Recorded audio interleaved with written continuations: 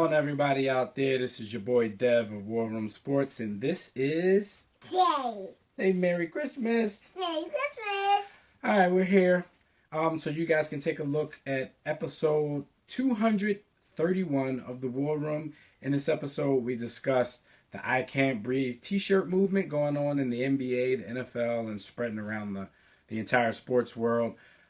We talk a little bit about the Heisman finalists with Fred Perdue of College Football Extra, as well as the first ever college football playoffs. We talk a little bit about the NFL games of the week. Johnny Manziel, Johnny Football. His era has begun in Cleveland, so we'll see how he goes. The Browns, in my opinion, are not going to make any more noise for the rest of the season, but I'll drink my tea to that, and you guys can listen to my take on that on the show. We also talked a little bit about the NBA. Is Golden State the best team in the NBA? They're 19-2. You tell us. Leave it in the comments section. But until then, just sit back, relax, take a listen. Episode 231 of the War Room. Peace. Peace out! Blog Talk Radio. Welcome to the War Room. We got Dev. What up?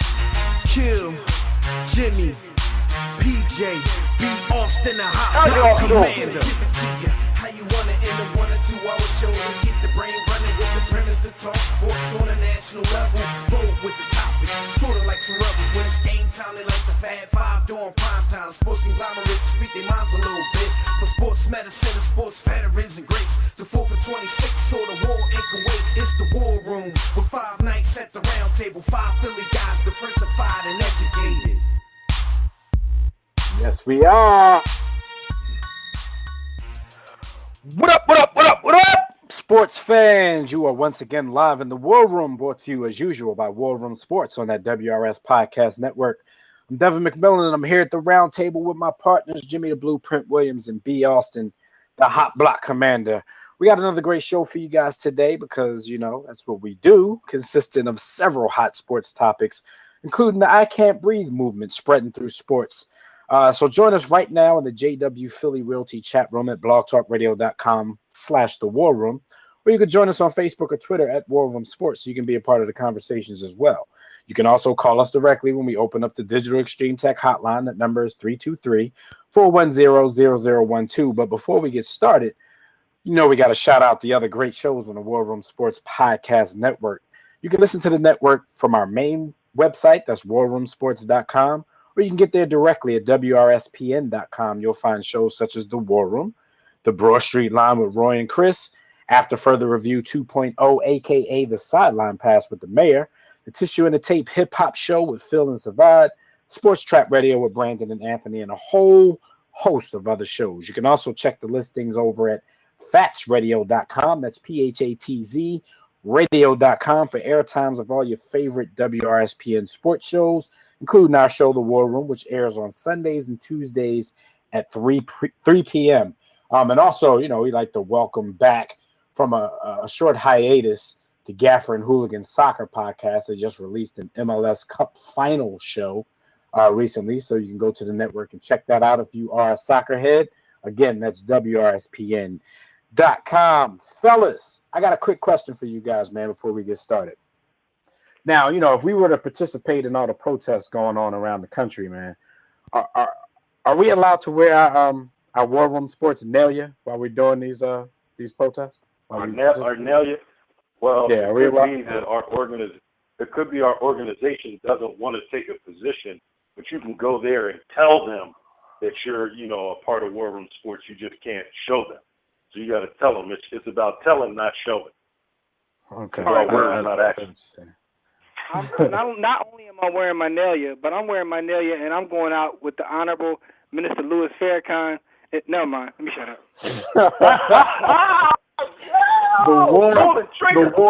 There's a war going on outside. No man is safe from.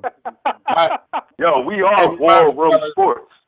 Once we're off the air, I got a little idea that I need to share with you guys. So remind me of that when we're off the air. All right. Everybody, it's been a long week with a lot of things going on, so we're going to jump right into this and let you guys know what's been happening this week while y'all were on the grind. they take away. Absolutely. Hey, and for those who don't know, While You Were on the Grind is brought to you by DirecTV. If you'd like a better TV experience than cable has to offer, including the NFL Sunday Ticket, go to our website, which is warroomsports.com. Click on the DirecTV logo and you can order a better TV experience at a discounted War Room Sports sign-up rate. If you call yourself a fan, you got to have DirecTV. Listen, college basketball, college football, baseball, all kinds of sports are on DirecTV. Remember, warroomsports.com and click on that logo. Let's jump into it. Yo, you can even turn the channel and catch a wall ball game. They got wall ball, kickball, all that. That's Wall ball. And if you like adult entertainment, you can. Never mind. But listen though, That's a sport. I mean, it's premium. You gotta cut a check, but still there though. Anyway, I know you guys got a kick out of this. Jeff Fisher, who's now the Rams coach, ex-Titans coach, he sent 6 players acquired through the RG3 trade out for the coin toss versus Washington. This is the greatest form of trolling I've seen in the NFL. Yo, he won, yo. Yo, he won. He won. Yo, he damn sure did. Well, let me tell you, the people out there who the players are. For the coin toss in the game against the Washington professional football team, the Rams sent out receiver Stedman Bailey, cornerback Janoris Jenkins, defensive tackle Michael Brockers, running back Zach Stacy, left tackle Greg Robinson, and linebacker Alec Ogletree, to represent the Rams at the coin toss. Now, of course, we know they didn't get 6 picks from the trade, but these are players that they picked up with those picks or in deals that they made with the picks that they acquired from Washington. So they're basically all from Washington. And like y'all just said, man, this was the greatest form of trolling in the history of trolling. He to his credit, he does this sometimes. Like he won't send out the team's normal captains if they're playing against somebody's old team. He might send them out there or something like that. But this one was crazy because he's trying to deny now that it was anything, malicious. But I think it was great. I think it was great. Yo, I think it's sportsmanship. I mean, it's just sport. I mean, it's not. It didn't give him it might have given him an unfair advantage with the way these new ninjas. Well, they did win 24-0. They did shut them out after this. Yeah, that ain't had nothing to do with that. They just garbage. How many of those guys that were sent out there are actually better than RG&E at what they do? Here's my thing, right? I Either think it's amazing. I think it's amazing because it's hilarious. They try to take all the fun out of the game. So, and also the fact that he would think about something like this. When you think about coaches who put thought into every aspect of the game, the fact that he would even think about this is amazing to me. And I think it's comical, man. Some people got all offended about it. Oh, I mean, come on, man. Give me a break. Some people out there who think it's Bush League. Y'all don't think it's Bush League in any way? No. A matter of fact, if we give him the opposite of a JoJo, so he gets the opposite JoJo. Yo, he does. He gets the Wanye.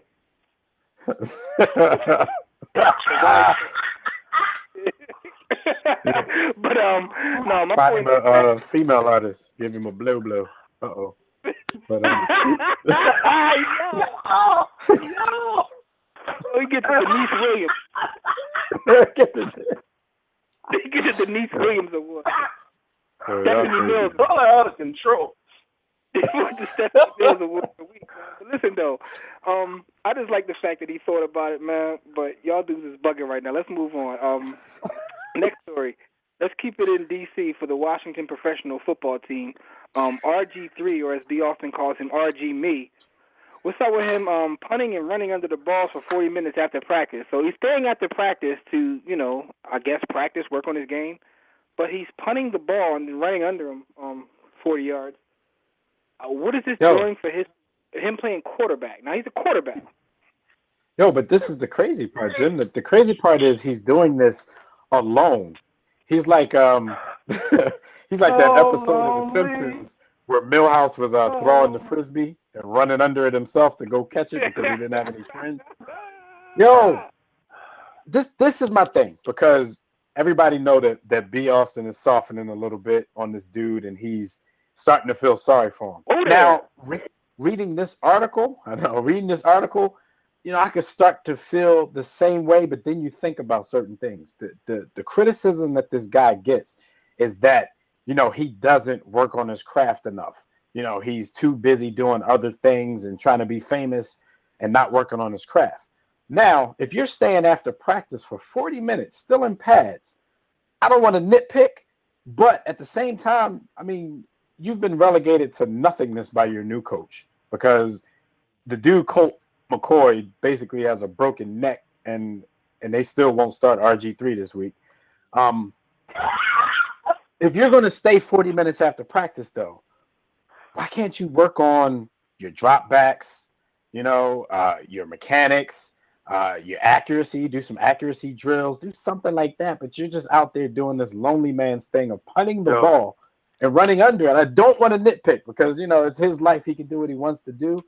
But if you want to be what you have the potential to be and it's not working out for you right now, spend every waking moment trying to get better. Go into the film room. Why are you punting balls and running up under him? I'm gonna take with no friends. I'm gonna take another approach to this. He has no friends. Probably for its comedic value. But sometimes they may use the drop kick on third down if they get in a third and long situation. The drop kick is still legal in football. So RG3 is trying to prepare for those situations where he may have to drop kick instead of pulling a punter out on fourth down. You ever think about that? The funny thing, the last play of Doug Flutie's career was a drop kick. I think about this. There you go. He could be Doug Flutie. He could be the next Doug Flutie. So you trying to say the end of his career is near? Is that what you're saying? That happened already. All I'm saying is this. What I thought about when I saw this was like, this is a team. This is a huge roster. I don't even like to say 52 men because these days NFL teams found a way to keep like 80 cats around between all your lists and whatnot.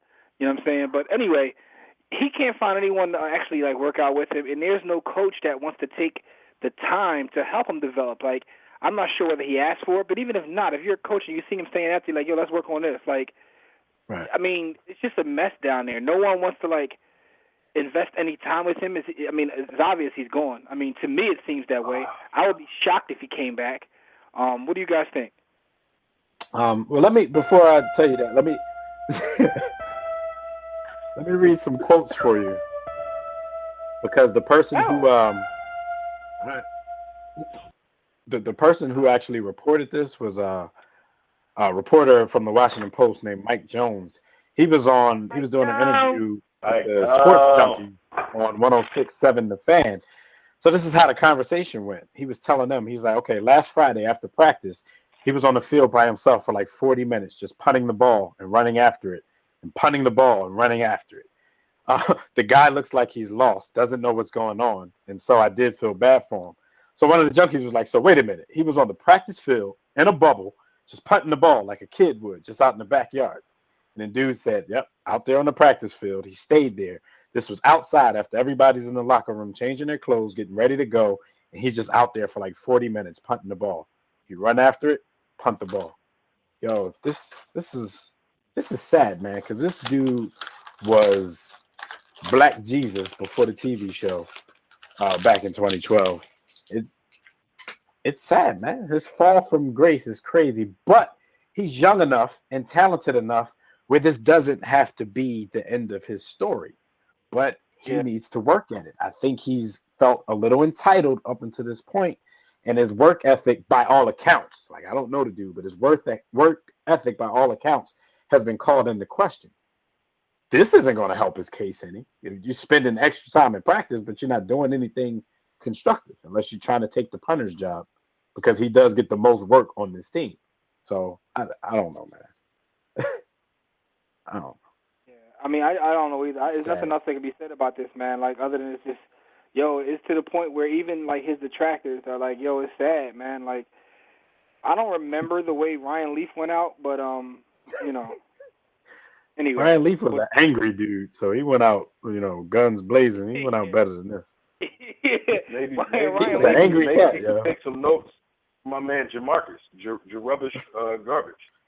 Well, but Jamarcus just went out high. Jamarcus went out Russell high. took the ball 80 yards off his knees, though. Yeah, I know. He got a talent. Jamarcus went out high. Your man Leaf went out angry. RG3 just going out lonely and sad. Vince Young went out the Cheesecake Factory. What was the restaurant he went to and spent like all that bread? I think it was the Cheesecake Factory. I think it's the Cheesecake Factory. That's how he went out. Yeah. Anyway, man, yo, sad, man.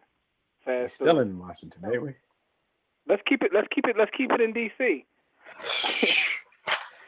Also, See, they think we're picking on them. It's not our fault they're in the news so much this week. fisticuffs at the Foreskins practice between Andre Roberts and Bashaud Breeland. Obviously, it's complete chaos with the Washington professional football team. What do you guys think about the team now fight? I mean, at least they're showing some sort of energy. Yeah, that's that training camp stuff, though. You rumble your teammates during training camp, not during week 15 of the NFL season. Like, they need to show that kind of fight this week against the Giants. So I'm thinking, if this carries over, then they might smack the Giants this week because they seem kind of angry in practice.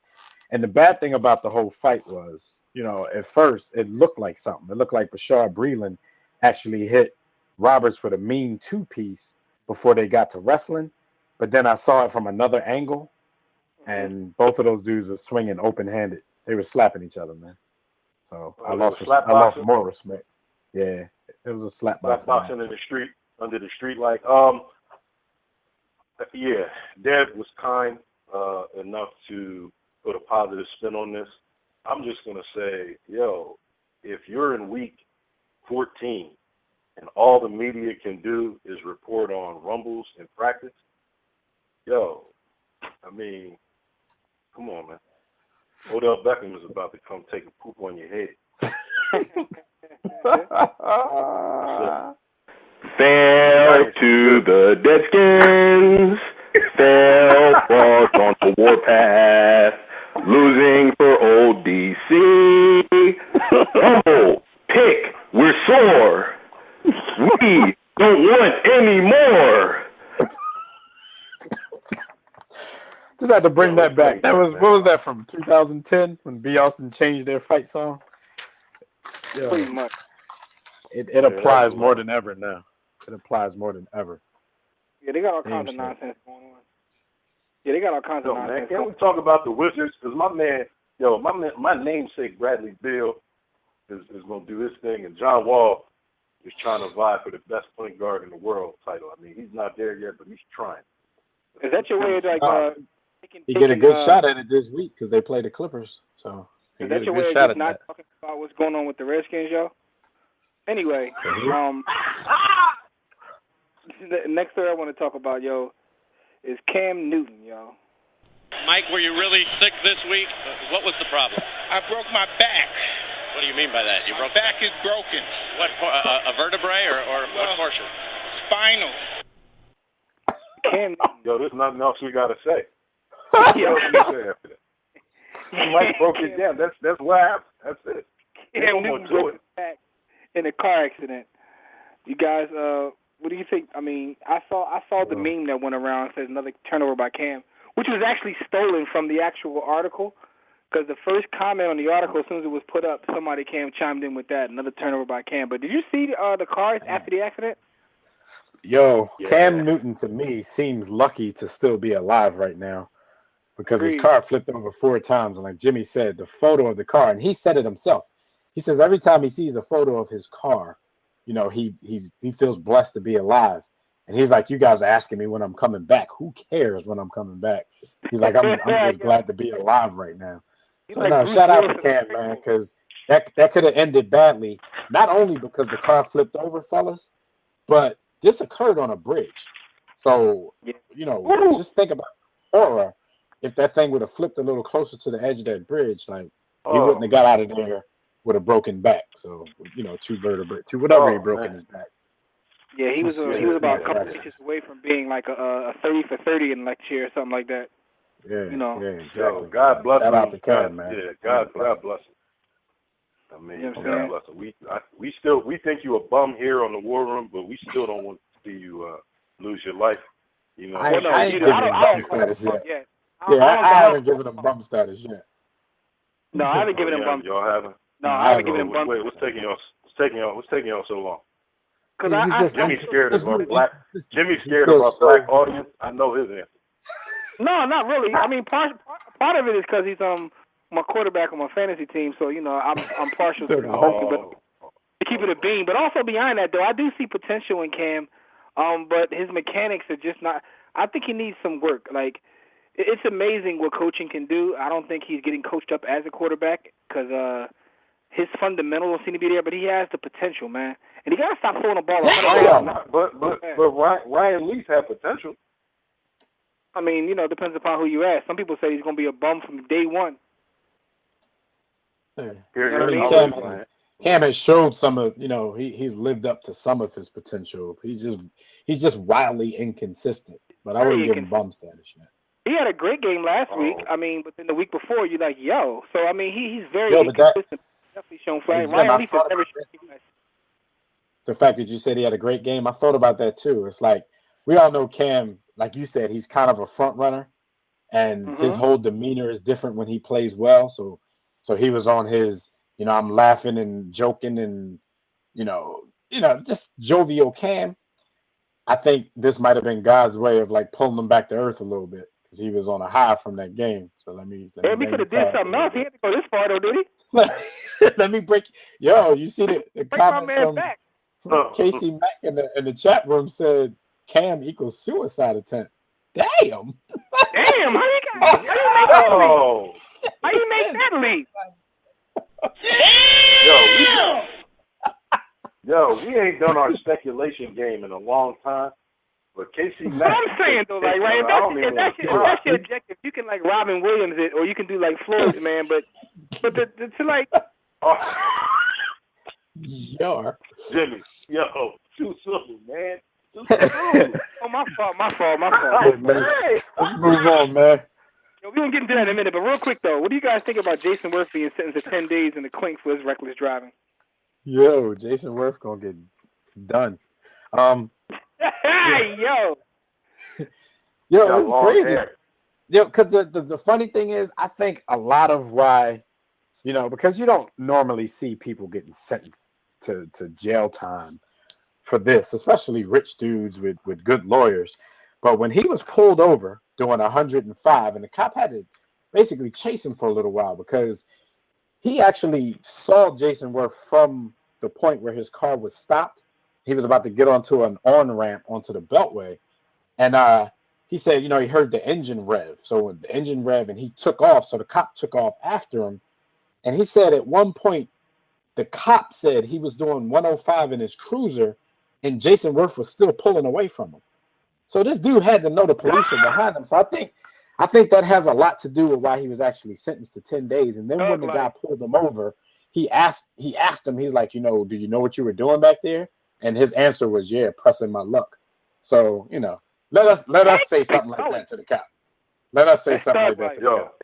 Yeah, they'd have pulled us out the car and beat the monkey out of us. Come on, man. I don't want to say anything about this for fear that we would lose sponsors and advertisers. So I'm just gonna hum. I'm gonna say, yo, I can't breathe. But anyway, yeah, if that was us, man, the next thing you would have heard was this.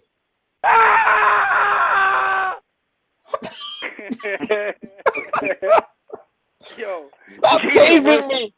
Stop tasing me! Yo, anyway, man. Speaking of we that, need a gunshot. Yo, chill. Y'all gotta chill. Speaking of the Floyd, man. Yo. I know y'all seen the Floyd story. It's been all over everywhere, man. And once TMZ reports it, it's gospel. So, Floyd Mayweather, they saying he may have witnessed a murder-suicide over FaceTime, you know, on his iPhone or what have you. That's a crazy story. I couldn't imagine that. I couldn't imagine living with that. What do you guys think about the story? Listen, I know coming from me, this is going to be devalued because of my history with, you know, opinions and my perspective on who and what Floyd Mayweather is. And forgive our family listeners, but, yo, Floyd Mayweather is a piece of actual. He's an absolute. Like, and here's why. When you read the story, he was doing all types of dumb stuff and saying all types of dumb stuff to the dude that pushed him over the edge. So you're saying, as the DC brothers would say, he sized it? Yeah, he sized it. He sized it and then hit him with some alias stuff, and then got to the police and started welling. Yo, shout out to my DC brethren. I used a lot of y'all slang. He sized it and then he started welling. When he got to the cops, he was welling on them. But yeah, they said the dude Floyd was saying things like, "You're too much of a such and such to leave her. You're too pussy to leave her. You're this, quote unquote. You're this. You're a coward. You're this." So he's degrading him, trying to spawn a response, which is what Floyd does in all situations. All the attention that he ever seeks in any case is to get a response. He's doing the same thing, and maybe, all right, so maybe he didn't realize at what level this dude was at and how close to the edge he was, but Floyd pushed him off.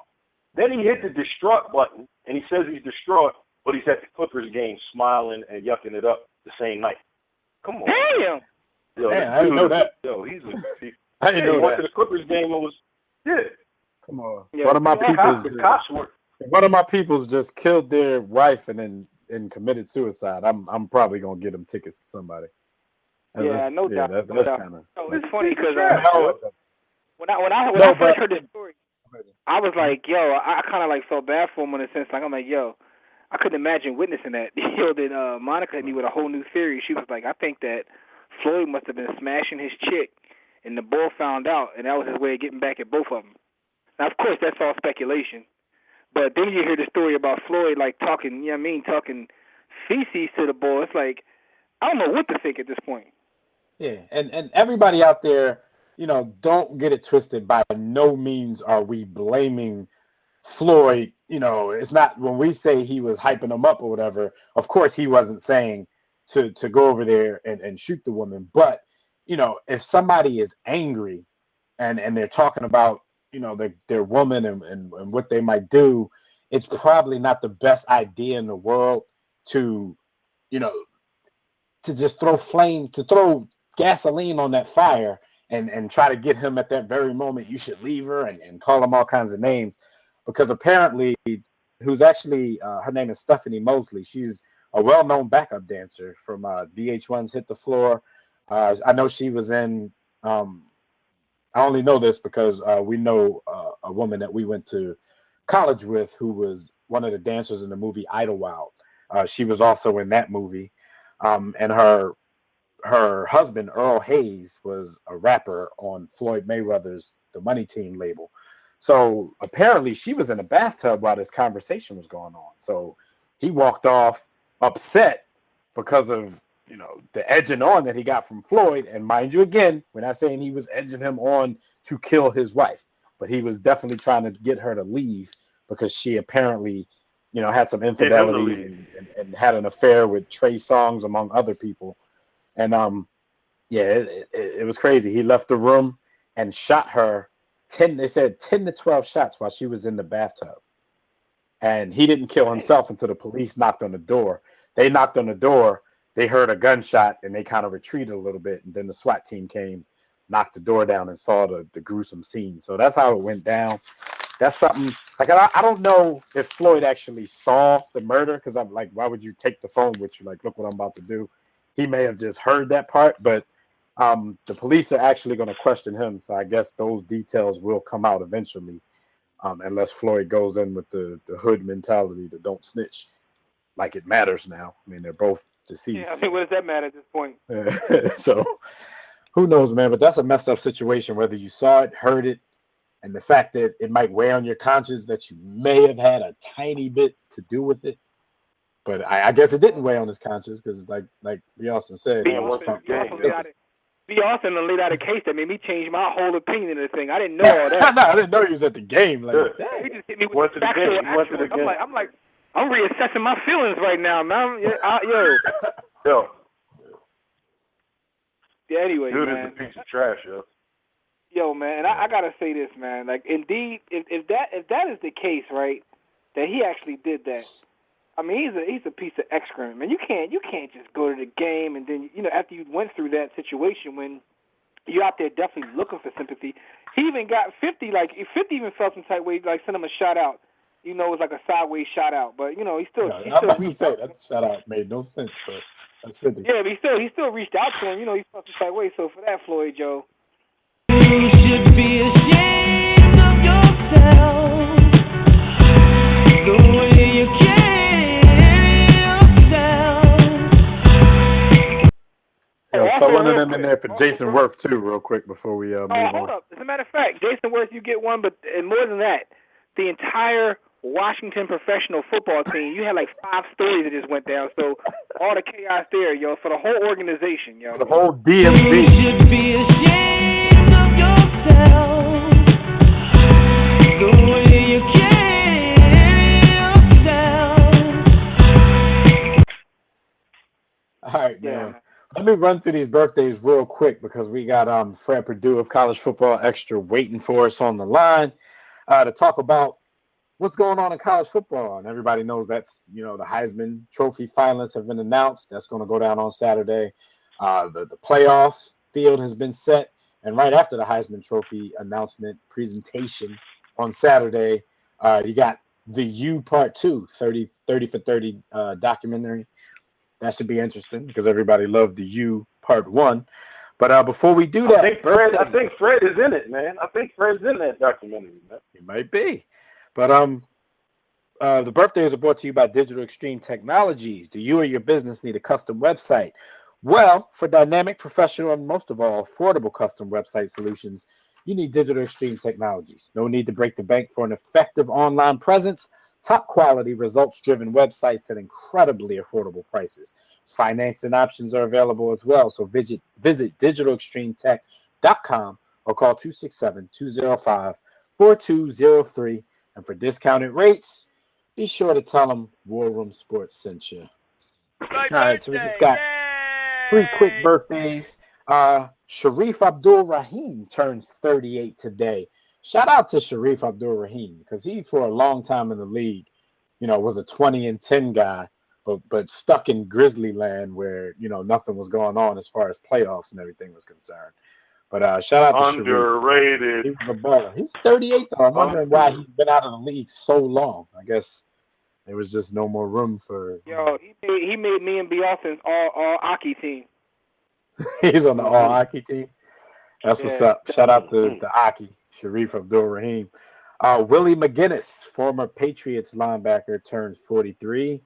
And Stu Jackson, NBA exec now, he turned 59. So we like to give a nice big War Room salute to all of these folks on their birthdays. It's my birthday. Yay! So I'm going to let you guys know how you can get in touch with us. And right on the other side of that, we will talk with Fred Perdue of College Football Extra. You guys can check out our website at warroomsports.com. While you're there, be sure to sign up for the War Report. That's our weekly newsletter. Click on the Contact Us tab to send us a message about our company, our show, or to inquire about sponsorship and advertising opportunities and any other business you may have with the fellas at War Room Sports. For general inquiries, email us info@warroomsports.com. While you're browsing the site, click on the memorabilia tab. Buy yourself War Room Sports merchandise. Click the blog tab to read our latest sports articles in the All's Fair in Sports and More blog.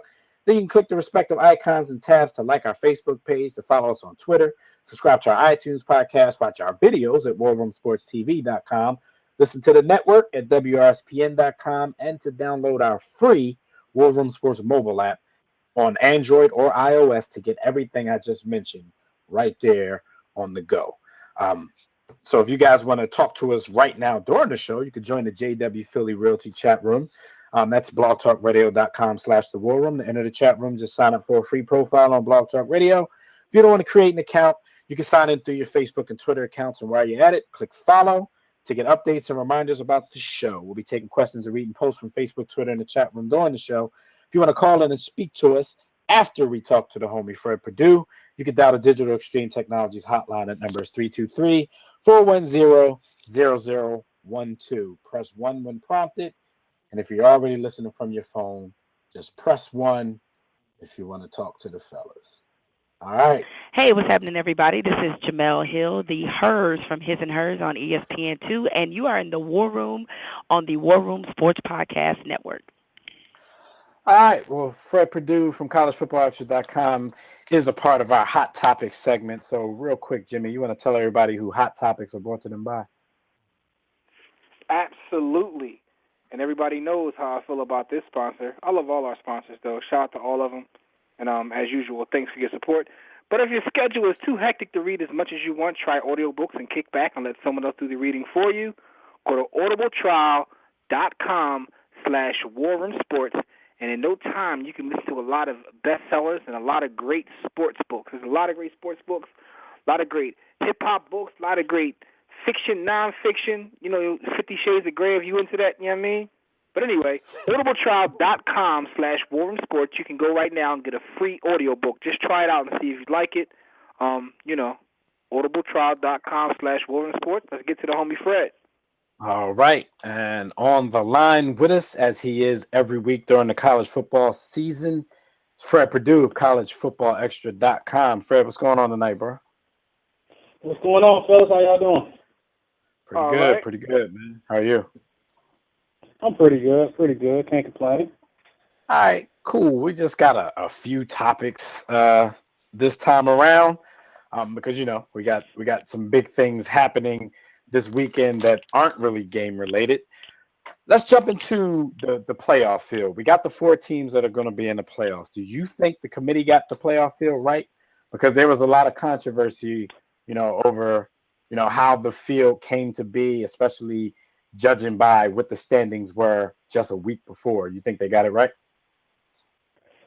I actually do. As much as I really kind of would have liked the idea of TCU finally getting in after a small school finally decided to do what they were supposed to do and joining a real conference and getting out of those little wannabe conferences that they call the Mountain West and the MAC and everything. But they're now in the Big 12 and they still can't get through.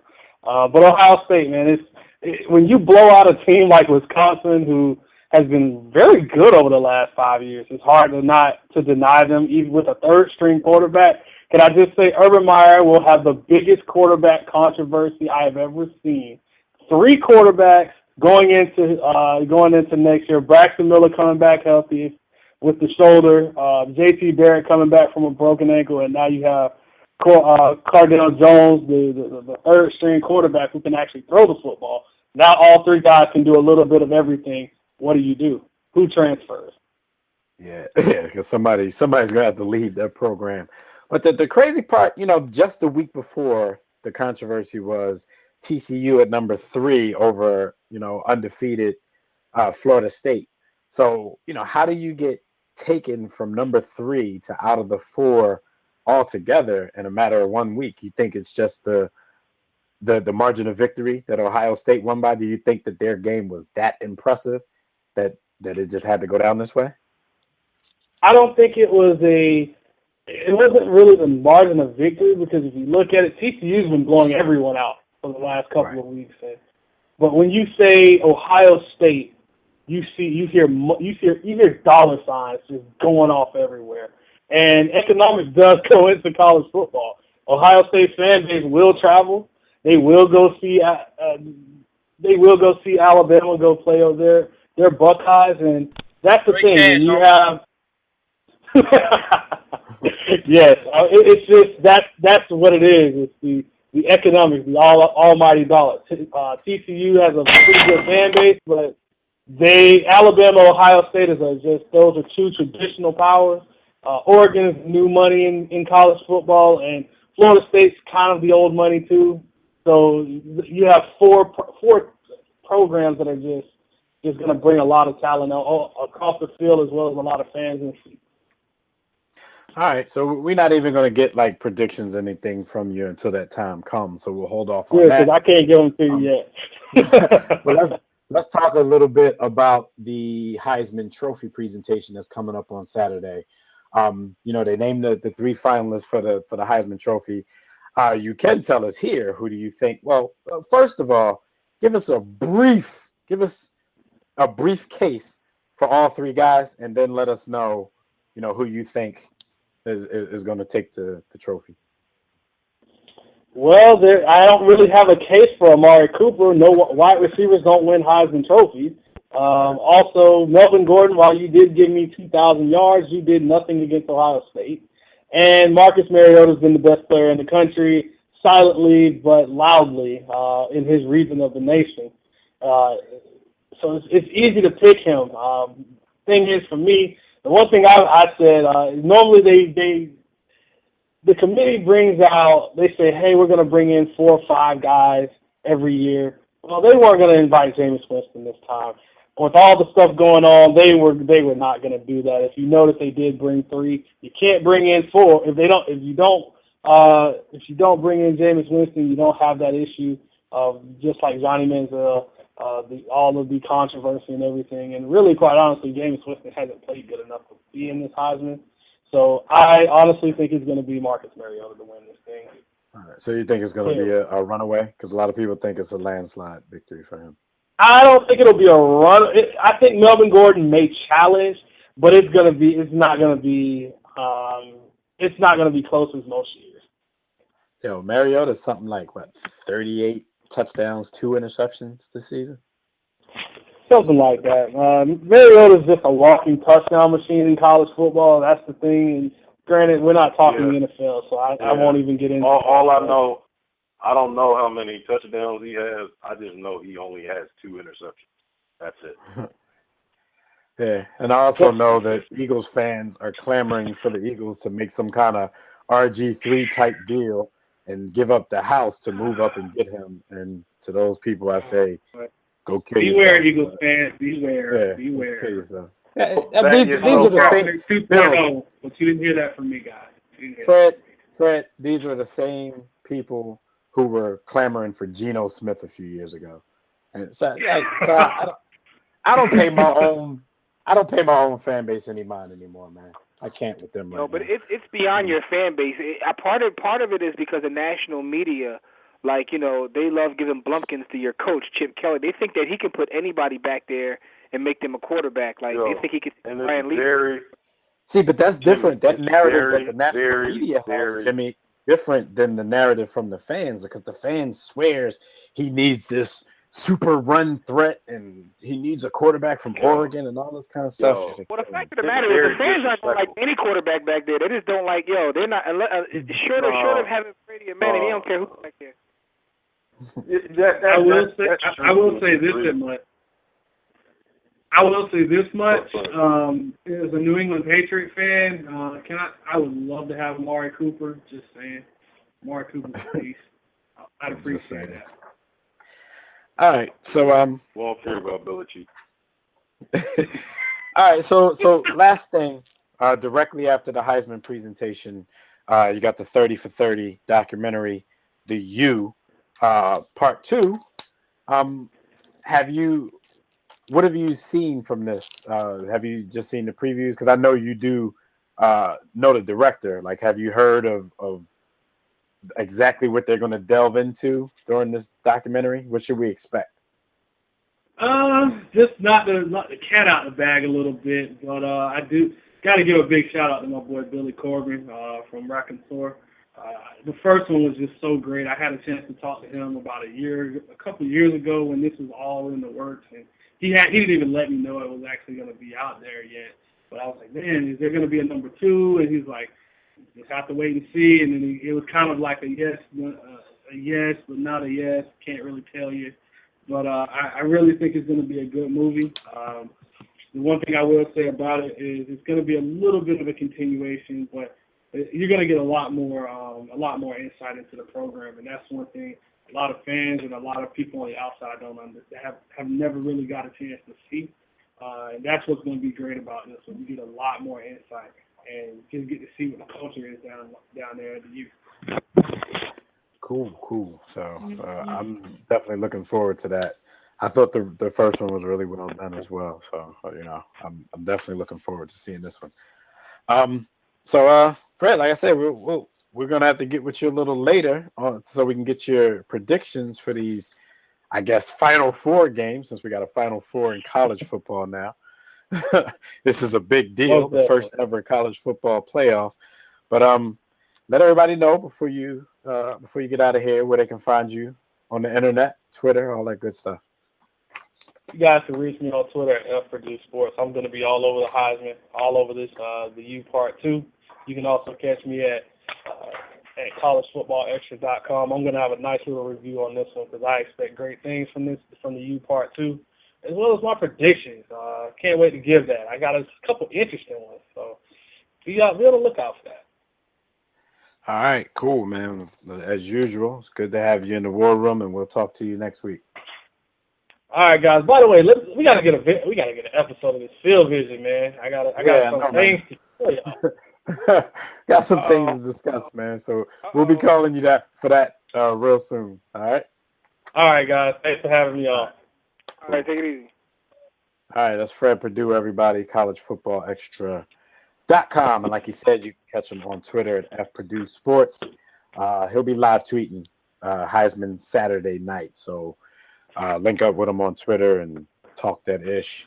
Some more hot topics real quick before we take a few more phone calls, man. The big thing going on in the week of sports is basically the quote-unquote I Can't Breathe T-shirt movement.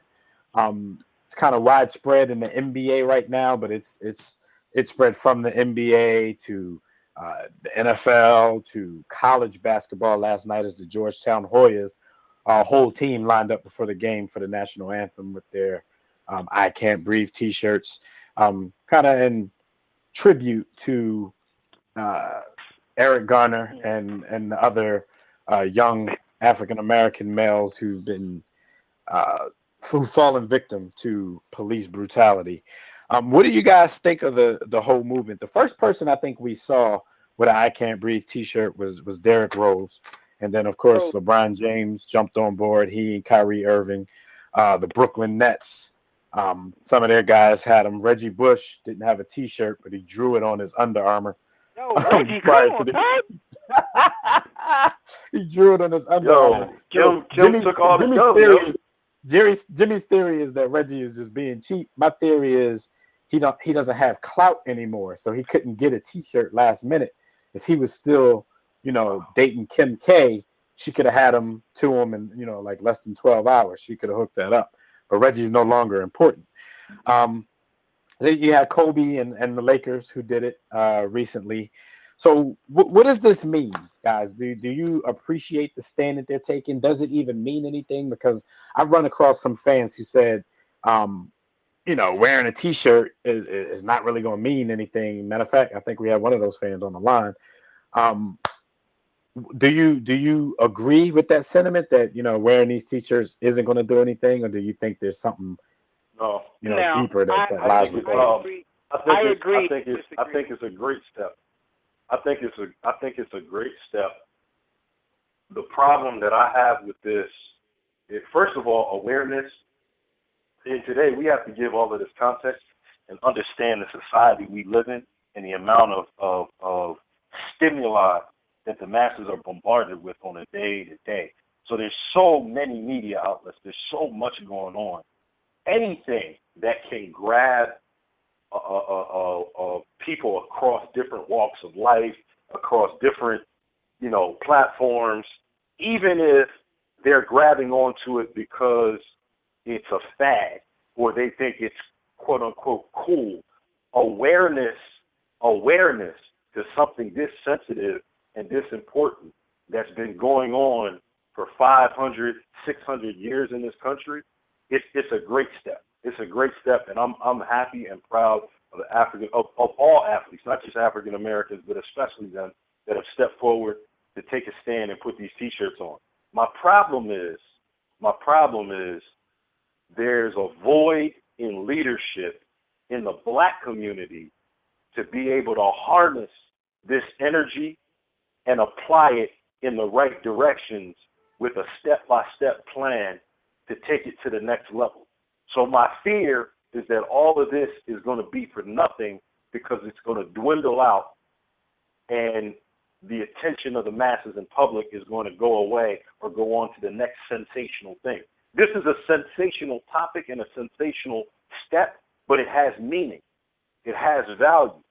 And my fear, again, is that the leadership in our community isn't going to be able to harness it. But I applaud the athletes for taking the step. All right, now, I got a couple things to say. I'm shocked you said that because I know just last week you said you thought it reached a tipping point where this won't go away. So, we'll see what happens. But I agree that it doesn't do much, but it's also a powerful statement because, like B. Austin already has said, the awareness aspect, and also I applaud this generation of athletes for just like not being scared to say or do anything. I mean, we talk about them, from the way they dress to the way they team up, but they're also showing a little bit of they're not afraid to stand behind anything. So they're not like some of the players before them, such as cowards like Michael Jordan, who wouldn't take a stance for nothing. So these guys are doing something. So I definitely want to applaud them for that. But it's going to take much more. It's not one thing. But I also don't want to frown upon it as well because I know that, just from a historical standpoint, when it happened at the Olympics with the black fist being raised with John Carlos and Tommy Smith, people at that time said, oh, it was nothing. They just put their hands in the air. But it became so much more. And this I Can't Breathe thing, as well as a lot of the other protests and things, have the ability to become so much more. So when you look back at it in history, it's going to be a moment in time that means a whole lot. So what comes of it, I don't know yet. I can't predict the future. But, I also don't want to disparage these athletes for standing up for whatever it is they believe in, even if it's something that I disagree with. I mean, shout out to Mahmoud Abdul-Rauf. He stood for what he believed in. They blackballed him out of the league. But when you have, and that's why even to LeBron James, I want to give him credit because when he does it, it's sort of like it gives everybody else the carte blanche to do it. You know what I mean? Legitimacy. Legitimizing. Because the thing about it is, LeBron holds that much power. Whether we like him or dislike him, he holds that much power. Once he does it, it gives everybody else like, oh, LeBron did it, I'm cool and I can go do it. And shout out to D Rose too, because he didn't wait. He didn't wait for LeBron to do it. He said, I'm gonna do it first. He was like, the leader, and that was kind of shocking. No disrespect to D Rose, but I didn't think he would be the one. But the one thing I can say about D Rose is he does care. I've seen him give interviews and go talk on the South Side of Chicago, especially from a local level. I know that he does. He's from where it's going down, and I'm sure people in his circle, all of us. I know he cares about his own community, but to see him do that was very empowering as well, and to see LeBron come right behind. So, I don't want to say anything negative about the players, but I understand the whole sentiment of it takes more because it's going to take more. It's not just one thing. It's going to take a lot of things to make a change, but every little bit counts. People look at the civil rights movement and want to point to just the I Have a Dream speech when it was so much more than that. So you can't point a finger and say, because I see people make all kinds of smart remarks, but you can't do that. Study your history, man. It takes a lot. Yeah, and the thing is, I don't want anybody out there to exploit this for any kind of, because the thing about what Jimmy said, like even the players of this generation, because it's starting to seem like now, they're just starting to, stand up for certain things. But I think there was that fear before, kind of like back with Michael Jordan, that anything that they stood for would jeopardize their brand. But I think some of the issues that are coming up now, especially after we see somebody like Donald Sterling basically get kicked out of the NBA because of his racist views, I think stories like that give them the okay to stand up for certain things and know that it won't jeopardize their brand, because brands are afraid to, basically give any negative feedback, especially when it comes to race relations right now. Your brand is not going to do anything to you if you're standing up for your particular race. The backlash is going to be crazy. Yeah, that's what I'm saying. The backlash will be worse than what they think the backlash is going to be if somebody, does this with their brand on. But this is how change is made, Dev. If you look at it, the way the entire world and most individuals operate is all fear. Whether you want to admit it or not, most people operate off fear. I mean, the reason that most people get up and go to work is not because they love their job. It's the fear of being fired and the fear of not being able to pay their bills. That's how the world operates. So when you get to a point where you can control, a mass, a certain number of people, and you can put other people in a position to operate off fear, that's how change happens. It's all about fear, which is why, not to regurgitate this for the millionth time, we always talk about economics is the way to make change. It's fear, but it all goes back to fear, man. So do you guys think that we're entering a time now where, the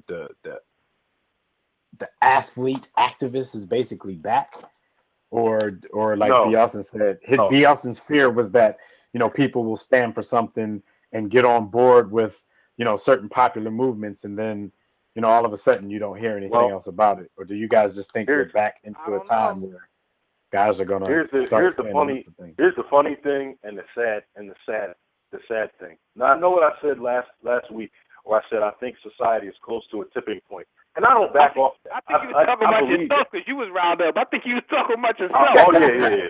I was ready to go. I have my Desert Eagles polished up. He got the hammers ready. He was ready to go, yo.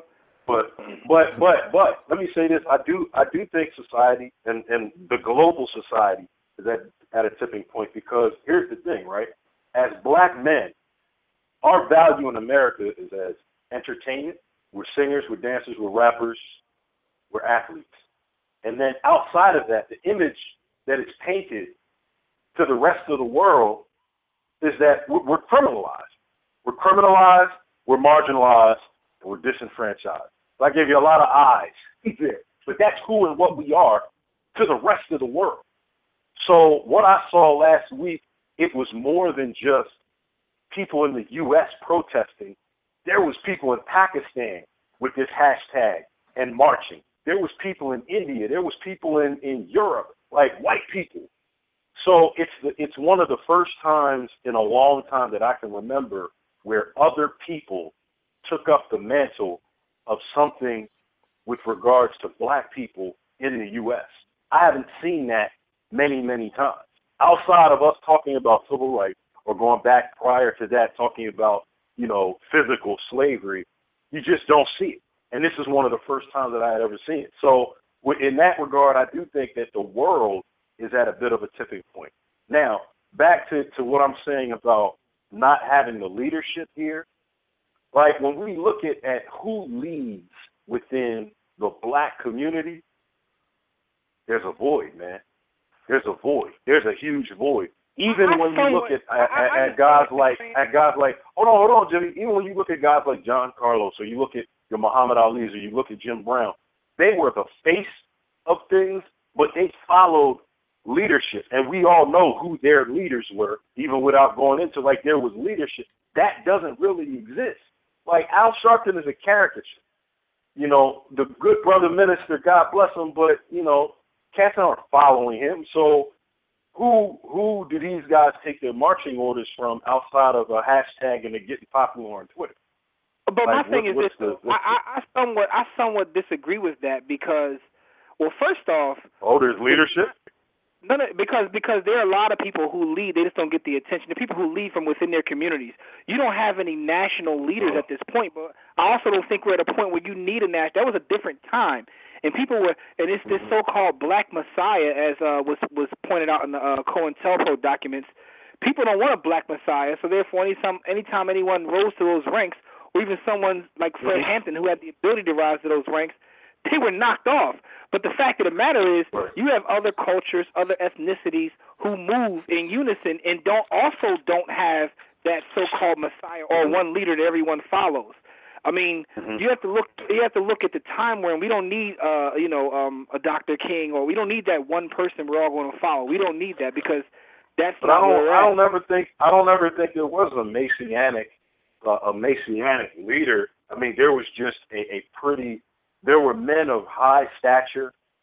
But they still are. The fact of the matter is, they're just not being because of how the media operates. If you go to many communities, there are a lot of people who lead marches, people who work in the communities and do things. And to say that we don't have that, that's false. You can go to any major city in America, and there are people who are making a difference day in and day out. The fact of the matter is, they aren't being put on a national spotlight. Be careful, brothers. I want you to be careful, because what you're responding to is not what I'm saying. I'm not saying that there aren't those people there, because there always has been and always will be people standing up for what's right and leading. But what I'm saying is the thought leadership. The thought leadership is there's a huge void there, and if there wasn't, you have only to look at the youth to know that. When there are tests on cultural esteem, it's at its lowest. It's at its lowest point now. In 1968, 1970, black kids were proud to be black.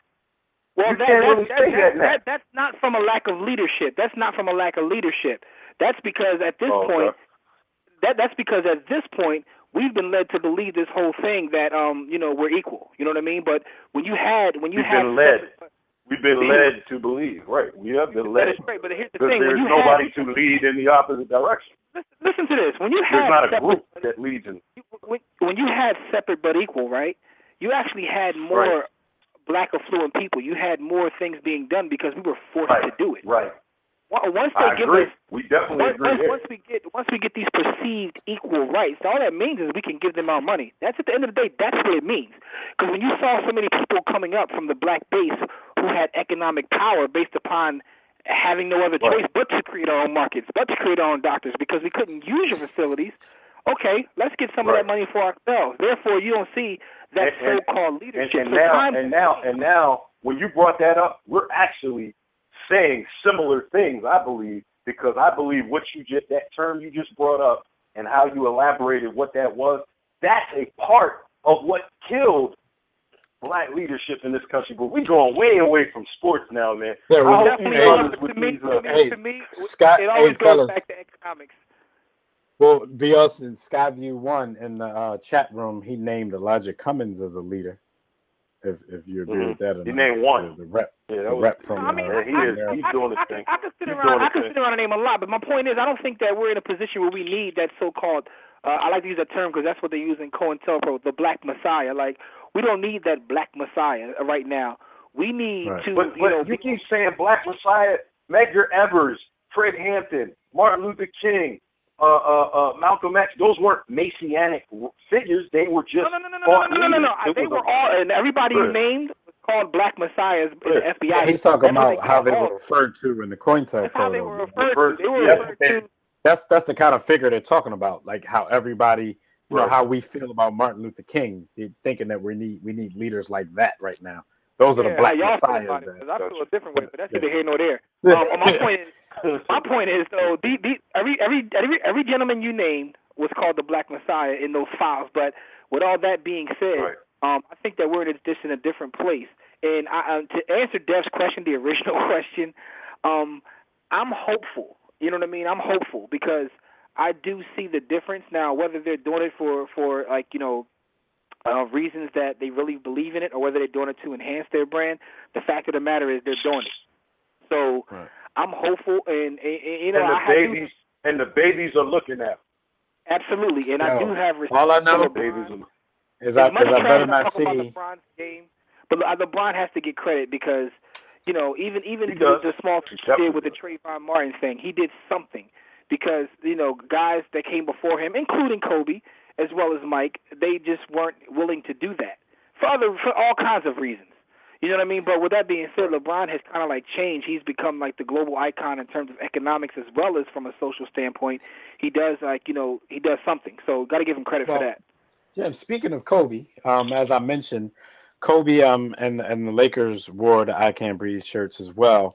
But Kobe has gotten some backlash from some white sportscasters. Doug Gottlieb, the college basketball sportscaster, and John Middlecoff. They had something to say about him on Twitter, and I wanted to ask you guys about this mentality and maybe where do you think it comes from? Doug Gottlieb said Kobe Bryant lives in Newport Coast, takes a chopper to games, made $60 million the last 2 years. The struggle is real. # I can't breathe. And then the other guy, John Middlecoff, said, he said, I respect Bron Rose with the I can't breathe. Both grew up with them. With Kobe, well, no comment. Now, where's this mentality coming from that just because you have money, make money, and you may have come from money that you can't empathize and you can't stand up for something like police brutality? what does money have to do with racial profiling, and police brutality, and stuff like that? Dev is leading us with the questioning, and I appreciate it.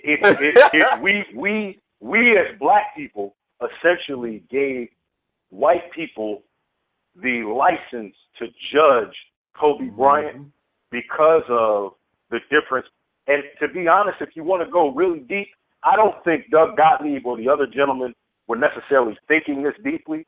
But then what does it say about them and their perception of what and who black people are if they're saying that if you're a rich black person, you're different. So you're associating poor or middle class with being black. The reality is if a white cop pulls Kobe Bryant over, even if he's in his Lamborghini Huracan or his Ferrari 458 Italia, if they pull him over, he might be getting an ass whooping just like another black man.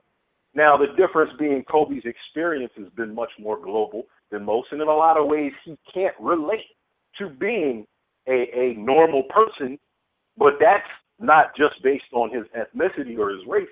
He just happened to grow up kind of wealthy. I mean, it is what it is, but he's still a black man who lives a black experience, and black people have often shot Kobe down and I'm guilty of it, have penalized Kobe Bryant for the way he grew up as if that diminishes his blackness. Why is that a knock? That's us kind of us taking a shot and saying that to be black is to be poor, or to be black is to be lower class. That's not the case. So if we've given them license to take that mantle up and run with it, and again, I don't know that was their intention to be subversive and paint black people a certain way, but Kobe's a black man in America, man. Here's how I feel about it. They were following the narrative that we set forth for ourselves. Exactly. I agree with that somewhat, but at the same time, like, I could diss my brother, I could talk about y'all, but I ain't gonna let nobody else talk about y'all. So at the end of the day, that's why we're getting on him. Because we poop on Kobe. Two lives, but at the end of the day, that makes no sense. What they're saying makes no sense because, I mean, how to keep this basic? Right is right and wrong is wrong. So if Kobe feels as though someone was wrong and he wants to speak up about it, what does where he come from or his upbringing have to do with speaking out against something being wrong? It's funny. I read the Bill Russell biography, and at the end of the book, and I'm not giving away any spoilers, he talks about people often putting him on a pedestal because of what he did in the civil rights movement. And he said, I live my life by one principle. Right is right and wrong is wrong. And it's that simple. So therefore, if you want to speak out against something that you think is wrong, what does anything have to do? Like, what does that even mean? I mean, Henry Louis Gates Jr., the famous Harvard professor, was pulled over in a racial profiling situation. And my man is loaded. He was on his way to his mansion. But yet, still, he was pulled over and, found out that the whole thing was racial profiling. It had nothing to do with, his situation in terms of economics. So that made no sense to me. The fact they speak of that is just pure ignorance. It makes sense, though, Jim. No, it's but the wrong, most ironic but part about this, B. Austin, the most ironic part about this, of all the athletes that I've seen interviewed, because the big question is, why are you getting involved? Of all the athletes that I've seen ask that question, exactly, Kobe articulated the reason why better than any athlete that I'd seen so far. We all know Derrick Rose isn't much of a talker. And his answer was similar to Jimmy. LeBron James, if he hasn't been prepared for the question by his handlers, he's going to stutter and stammer around a little bit. And he did. He used a couple words wrong. But, I'm not going to knock them and their intentions just because they couldn't really explain it.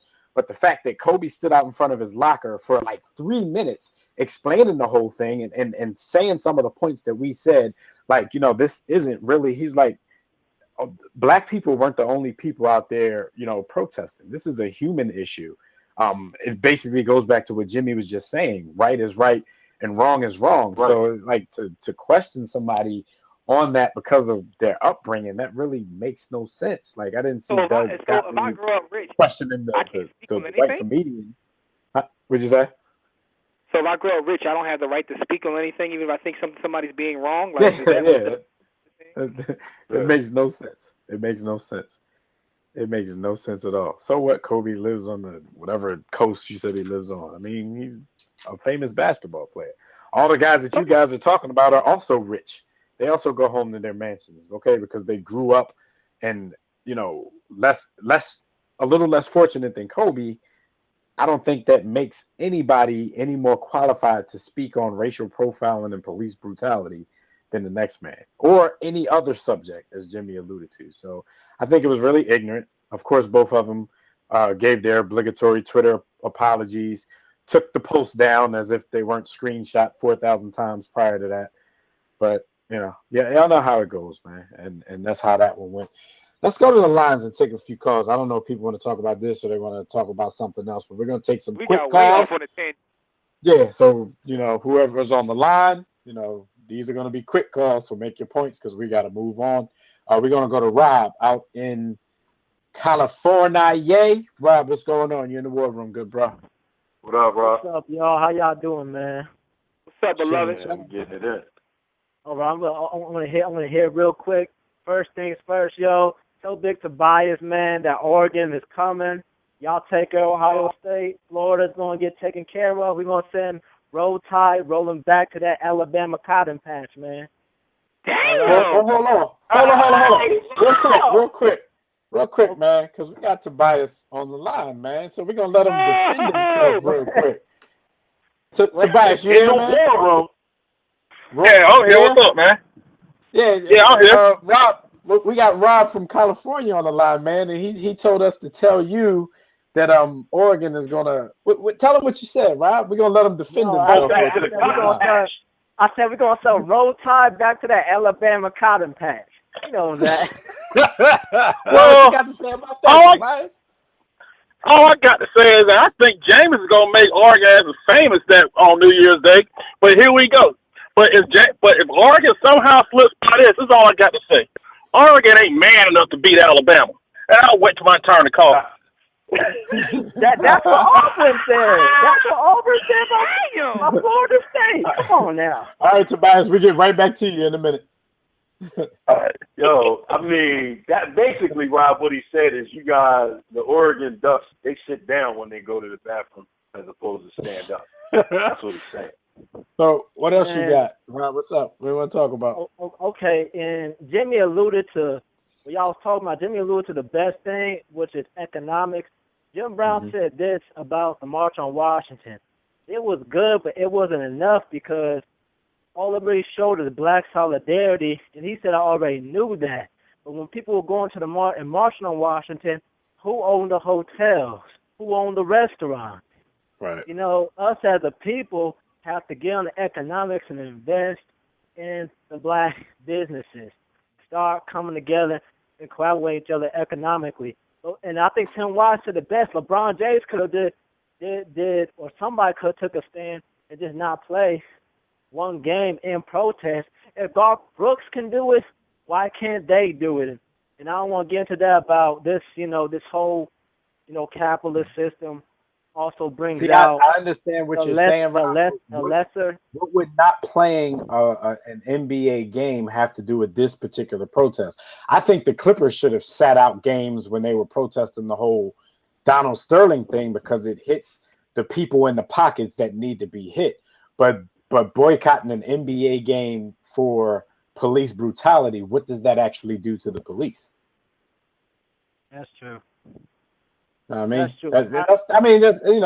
it's just something to think about. It's just something to think about. Yo, so what do you think? What do you think your Eagles gonna do this week against Dallas? Man, it's a prayer, dog. I said it in mid season. Y'all recorded. I said it.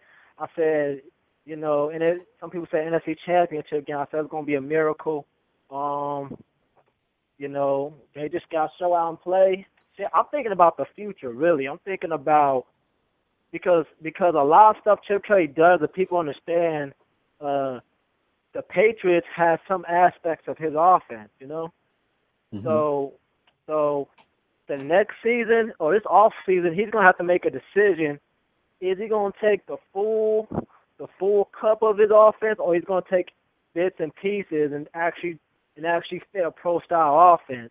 Because if he keeps doing the same thing, man, people gonna easily figure it out like they figure out the running game and stop it. Because the offense is based out the running game. That's it. Also, I want to say this. Yo, the Cavs ain't looking good. LeBron James, they need a new coach. Yo, man. they just won like 8 straight. Yo, they won like 28 games straight though. they doing all right. They ain't doing. Well, it's the East. First of all, it's the East. Come on now. I mean, if you can't win, what? Yes, dude. Back ass. Yo, Rob, you fucking man. What's wrong with Eam? But I understand your point. But Rob, think about this real quick though. When Miami got together, right? They started out like 8-9. They didn't do that well to begin with anyway. But once they started getting their chemistry together, they made it to the finals. So don't count them out. Yo.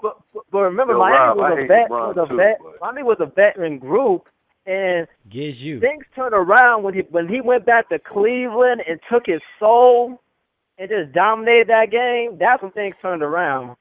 All right, well, I mean, he hasn't had that moment yet. But I'm saying, give him time. What's wrong with him? But all I'm saying is, give him time. All right. All right, good thanks brother. for the call again, Rob, man. We'll make sure we'll talk about that game for a little while. Yo, tell Fred Purdue, man, that you ain't do nothing in basketball. My Tar Heels run up tracks down that basketball court all day with them. All right. All right, Rob. Peace.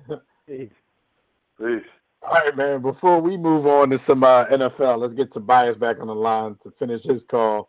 Tobias, what's up, man? You back in the war room? I know y'all like that little smack talk there. What's going on, guys? Yeah, we had to set y'all up since he called you out personally.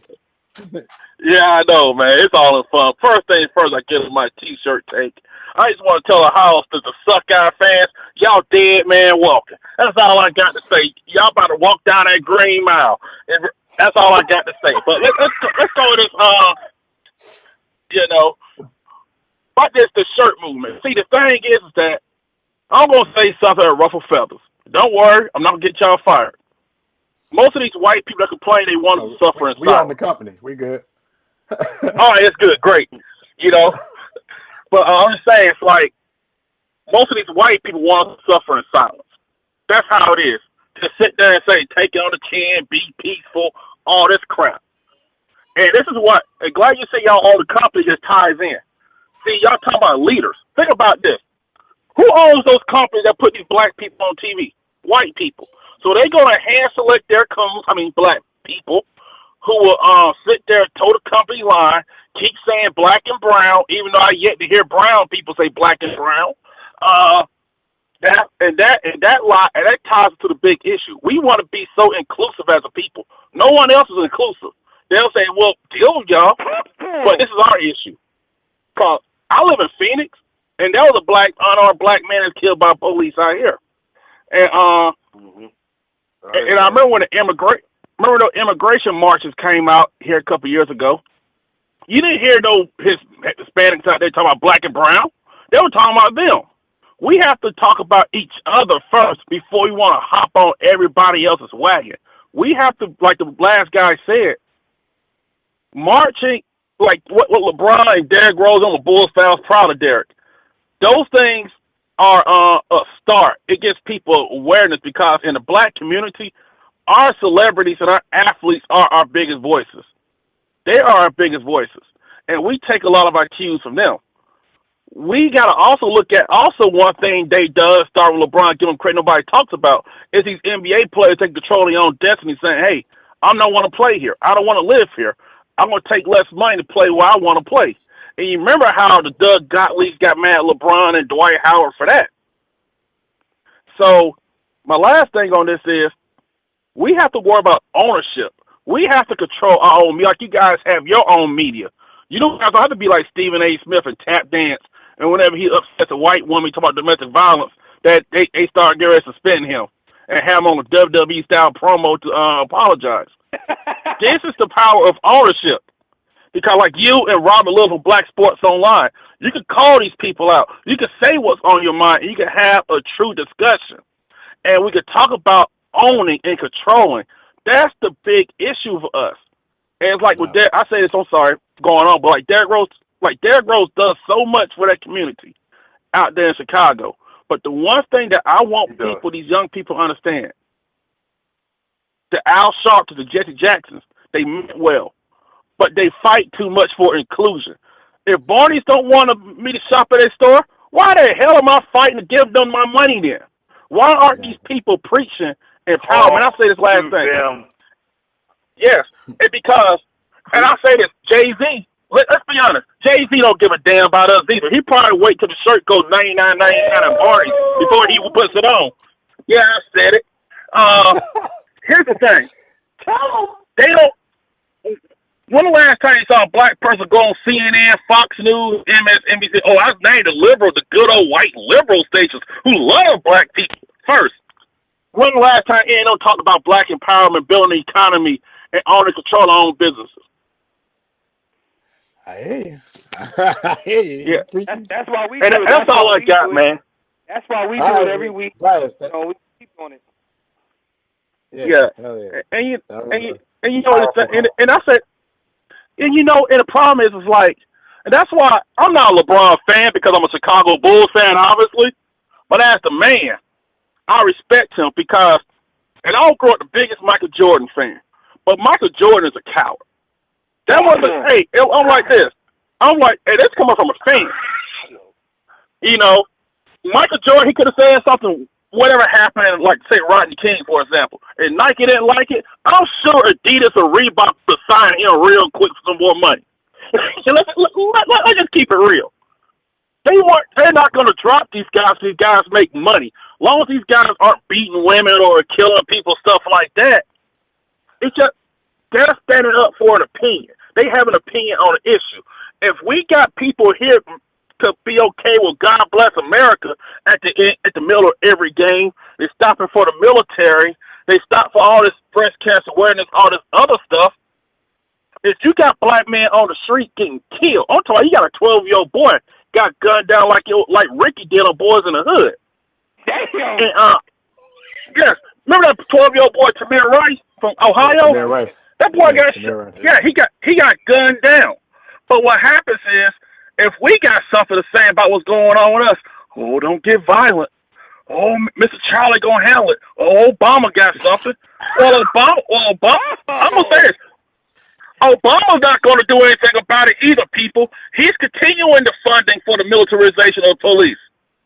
And you got the state of Illinois who keep pushing. They try to push it again because the Supreme Court turned it down. They try to push it again where you cannot, it's a felony if you fail police officers.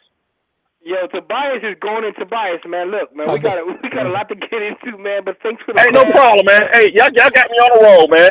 See, I may be from Alabama, but yeah, thank you, guys. I may be from Alabama, but I ain't falling for back of a Turner truck. Peace, man. No doubt. Hey, Peace man. out. Hey, man. We got to get Tobias on to talk about his fellow Alabama Chuck Barkley, Mr. man. Charlie, yo. Yeah, Mr. Charlie Luciano. Look at the Mr. Charlie. All right, look, man. Before we get into some NFL talk, because we went way out on a tangent. I just wanted to give the stat of the week real quick, and the stat of the week is from one Mr. Aaron Rodgers. You guys know Aaron Rodgers hasn't thrown an interception in a home game at Lambeau Field in 2 years. I'm talking about 2 calendar years. The last interception he threw at Lambeau was December 2nd. 2012 versus Minnesota. So that's 12 home games, 396 pass attempts, 34 touchdown passes without throwing an interception.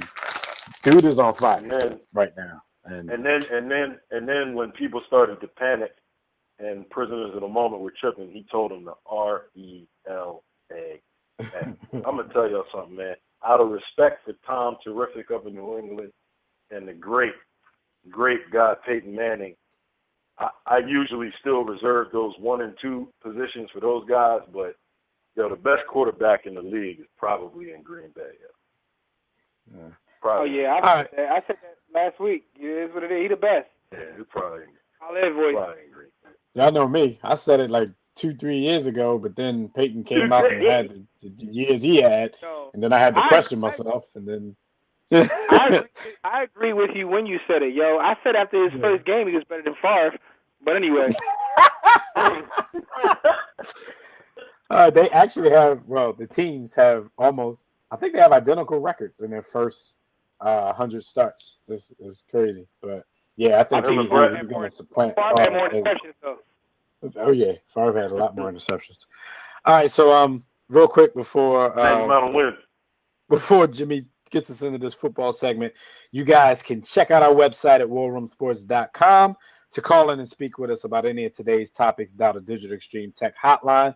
That number is 323-410-0012. Press 1 when prompted. If you're already listening from your phone, just press 1 if you want to talk. What's happening? This is Michael Smith, the His from His and Hers on ESPN2, and you are in the War Room on War Room Sports Podcast Network.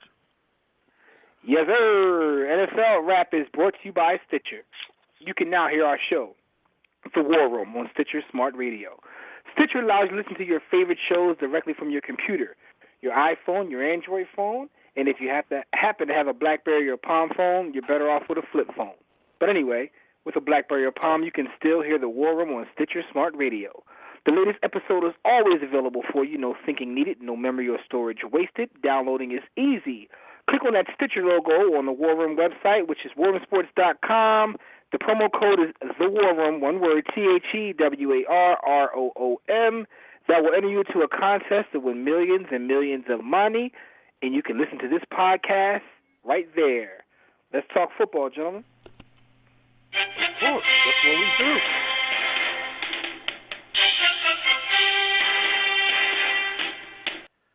Shout out to Amari Cooper, who just became the first Alabama wide receiver to win the Biletnikoff Award. Go ahead. Yes, sir. The NFL has a revised conduct policy that Roger Goodell talked about. I guess with everything going on in the NFL in terms of these jabronis, they needed a new conduct policy. What do you guys think about the changes? I think God Roger. Let me say the key points real quick, B, before you answer that question. It takes effect immediately, and among the key changes, the policy embraces the use of independent investigations. To that end, the NFL will hire a special counsel for investigations and conduct, who will oversee initial discipline. The policy will implement the element of leave with pay during investigations of people charged with violent crimes.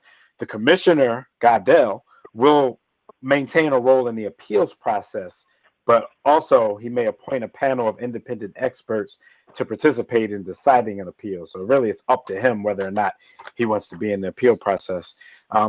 So those are the main things. There's a lot more changes that we don't really have time to get into right now because we ran way overboard. But B, also, what are your thoughts on it? And I'll give my thoughts.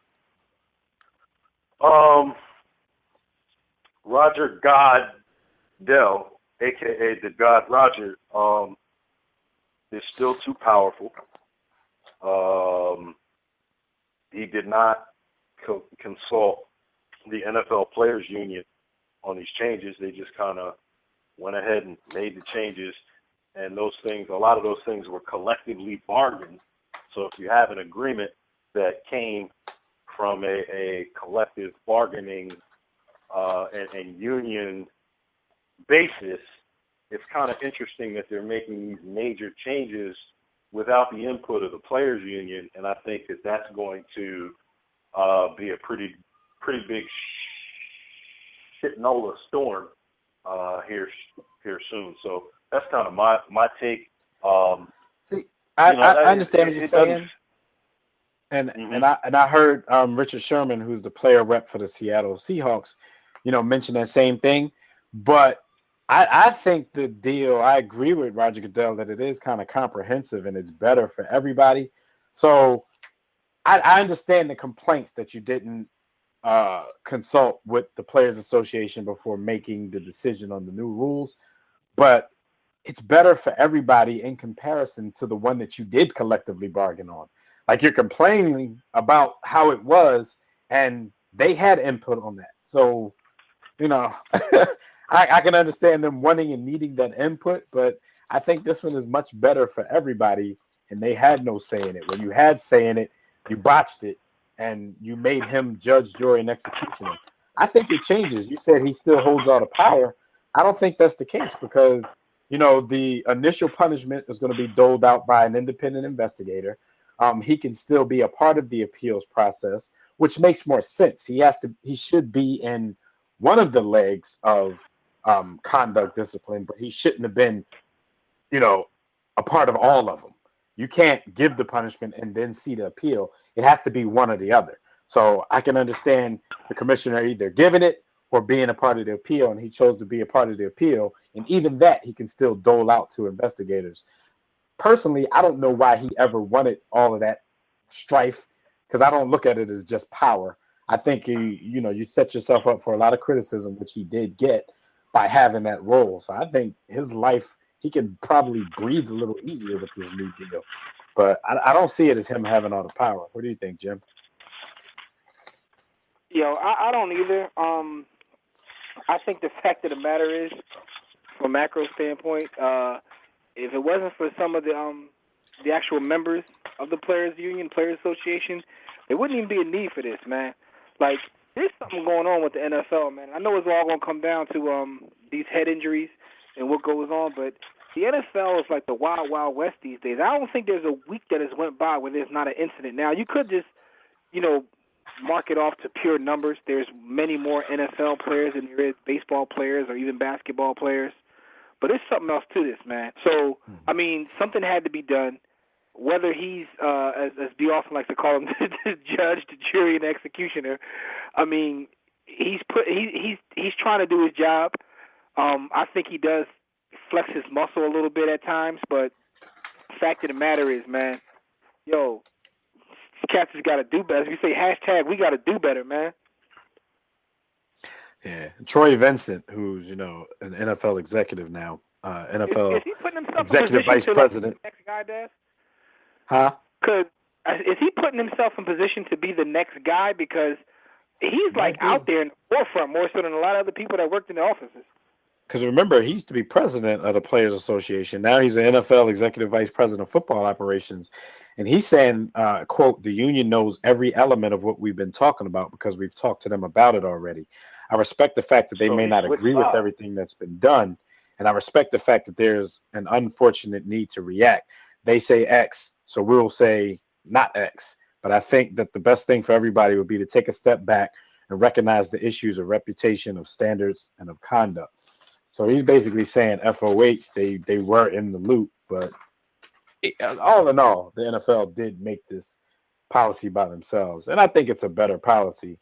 So I understand. I think the only thing they can complain about right now is the fact that they had no real input into making the policy. But that's what's up. Something's in place now that's probably a little better. What else is going on in the world of football? Yes, sir. Now, next thing I want to talk about is this. Your Eagles were part of this game last week, playing against the Seattle Seahawks. It was a big game. The Seahawks won. Although I see some Eagles fans think that the conspiracy was they let them win. But there's a lot of trash talk after there's a lot of trash talk after the game, man. Bennett talked about Sanchez, Wagner on Shady. Shady didn't want to take no hits. Richard Sherman was talking about how the Eagles missed D-Jacks. Like, I don't know whether the Seahawks do this everywhere they go, or is it just because we're in the Northeast, so therefore we see a lot of the trash talk and everything that happened. But these days everything is made national, so I don't know, why all the trash talk against the Eagles? What was it about the Eagles that made them go in like this? I think it was all the hype surrounding the Eagles, Chip Kelly, and the Eagles offense, et cetera, because all the trash talking is coming from the defense. And, before B. Austin goes in, I'm just going to give some of the quotes of what these guys said so he can actually have something to respond to. Michael Bennett said the Philadelphia police should look into Sanchez trying to impersonate a good quarterback. Richard Sherman said after the game, that is correct. He said the Eagles missed Deshaun Jackson tremendously and that the Seahawks never felt threatened by the Eagles receivers. That, he grew up with Deshaun Jackson. He already defended him when the Eagles got rid of him. So his credibility may be a little shot on this one.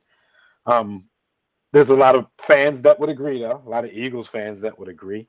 I don't particularly agree. Not from the fear factor, because I understand that Deshaun Jackson would put more fear in the hearts of whoever's guarding them than the guys that they have. But the team being any better than 9-4, I don't see that.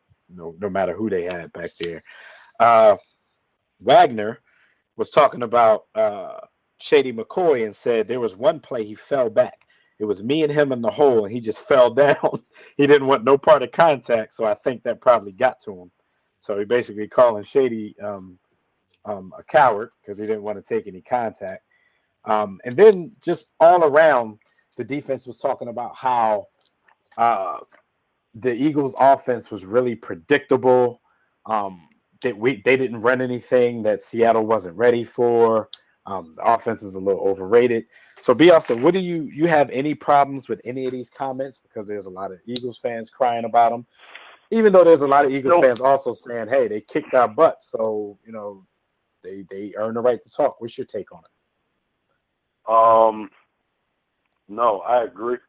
I long for the days when shit talking was a part of the game, and we didn't have these newfangled tight clothes wearing, women blouse having dudes that kind of permeate sports these days.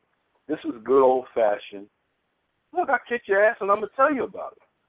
And a lot of what they're saying is true, and the truth hurts sometimes. The reality is, at the coaching level, Chip Kelly has installed a new culture, which thus far has been good for the Eagles. He does have what I would say is kind of an uncomplex offense that spreads things out and makes for a lot of one-on-one matchups. That if he has the athletes, they win those matchups. If he doesn't have the athletes, they lose those matchups. It's that simple. There's not a lot of complexity to that. Now, there is complexity in the Eagles' zone blocking scheme as far as the offensive line is concerned. Mark Sanchez is an NFL backup. And I say that's not to slight him. I'm not taking a shot at him. I'm just calling, to me, a spade a spade.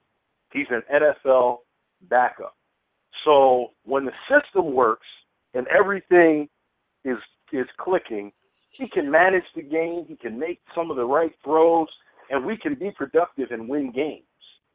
When it's time, when you're facing an opponent like Seattle, and they have the superior athletes on defense, and it's time for you to step up and make plays above and beyond the call of duty, Mars Sanchez, as my man Ray Lewis likes to call him, Mars Sanchez is just not the guy that can be productive when the pressure is on. I mean, that's just what it boils down to. The receivers weren't getting as much separation as they usually do, but Seattle does that to everybody. There were a ton of throws that I saw that he missed, and I wasn't watching game film. I just saw this from watching the general TV. He missed throws. He missed Zach Ertz several times. He missed Jeremy Maclin several times. He missed Jordan Matthews. He was under pressure, and he can't play under that type of pressure because he's not a special dude at that level. He's a backup. You have to protect him, keep the pocket clean, and let him do his thing. If you don't, he can't make special plays. I thought the defense played exceptionally well in the front seven. In fact, our linebackers are stepping up, and they're playing above their ability. We pooped on Matthews all season long. My man, Matthews is stepping up. He's playing above his ability because he's not much better at playing football than any of us here on this show. But he's trying. He's giving a hell of an effort. Kendrick's coming back. His speed makes a hell of a difference. And the D-line is balling. Our secondary needs to be lined up and shot or just give up football. Damn! Our secondary needs to be lined up. Bradley Fletcher and Kerry Williams are the two worst cornerbacks in football. I did not qualify that with an NFL on it. I didn't put NFL. I just said the 2 worst cornerbacks in football. The man, Bradley Fletcher, does not turn around when the ball is in the air. And that tells me one of 2 things. Either your awareness is on 0 and you retarded, or you're so afraid of already being beat, you feel as though turning your head around would slow you down and you'd get beat even more. So you rather just face guard and get away with bumping the dude to the boundary than try and get your head around to make a play on the ball. I think it's a little bit of both, but he is terrible. Kerry Williams has all the measures. You got a 4.3 40. You're 6'1.5". You got all the measurables. You're reasonably strong. You just can't play football. Bottom line, you just can't play football. Nate Allen, you're Mr. Mediocre. If you played on a good secondary, you'd be Yo, what does running down the whole secondary got to do with Seattle talking trash about the offense? Yo, I was about to say, what is he going in, yo. I was talking about the talk, though. He's gonna name every single player. All right, Yo. Woosah, man. Woosah, man. Yo, Seattle talk that talk after they walked that walk. They did what they were supposed to do. Shady is scared. Here's my question. Johnny Manziel starting this week. What y'all think about that? I think the Browns gonna lose, yo.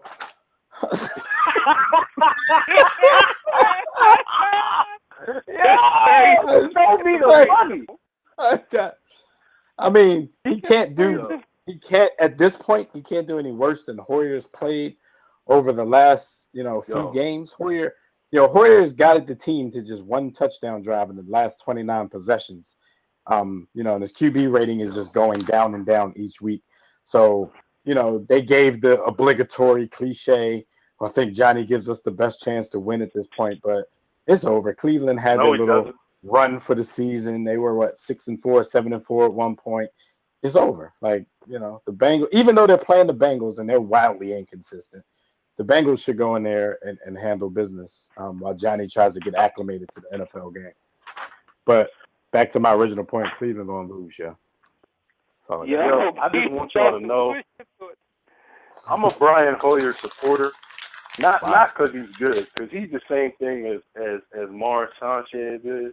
He's a backup. He might be a third. He might be a backup to a backup. But I like to see the underdog come in and live a dream. And he got to live his dream because there was a minute there when he was winning games for him. But your man is terrible. I don't even know what happened. It's like he turned back into a pumpkin, man. He lost his glass slipper. He turned into a pumpkin. He plays the game terrible. Yeah, I want to see Manziel play. I just want to see if he scores, he could do like his little money dance.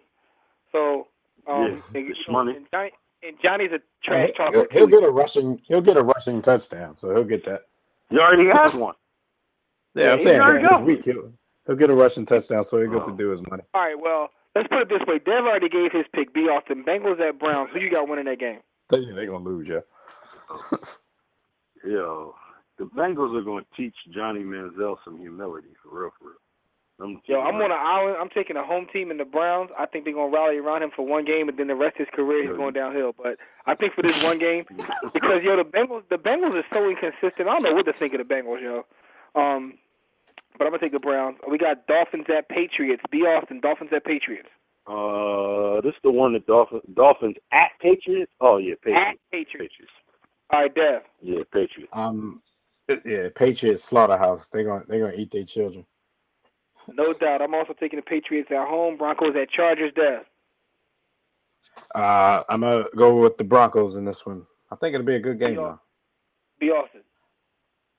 I don't bet against him. I'm also taking the Broncos, so we're on the same side of that as well. We also have the 49ers at the trash-talking Seahawks. B. Austin.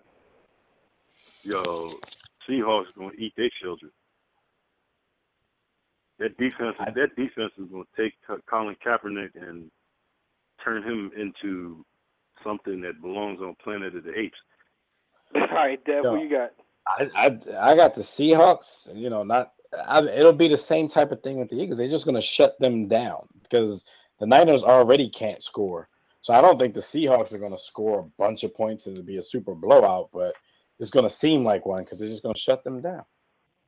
Yeah, I'm taking the Seahawks because when they play at home, they're allowed to use extra men on the field. So I'm taking the Seahawks. And the last one is a big game in the NFC East. We got the Dallas Cowboys at the Philadelphia Eagles. Dev, let's stay with you. Man, it's hard to pick my birds after a game like that last week, but I'm banking on them having some kind of mental fortitude and bouncing back after a tough loss. So I'm gonna take them this time. I actually picked against them on Thanksgiving, and they won that one. So it's difficult for me to think that they're gonna sweep any team in this league. But I'm gonna take the birds on this one. All right, Even though Dallas is undefeated on the road, so I don't have much of a case. But be awesome. Yo, we the worst 9-4 team that's ever lived. Ever in the NFL. Nah, the Cardinals, B. I'm going. I don't even know if they're true. 9-4, but they've been 9-4 before, and they were bad then.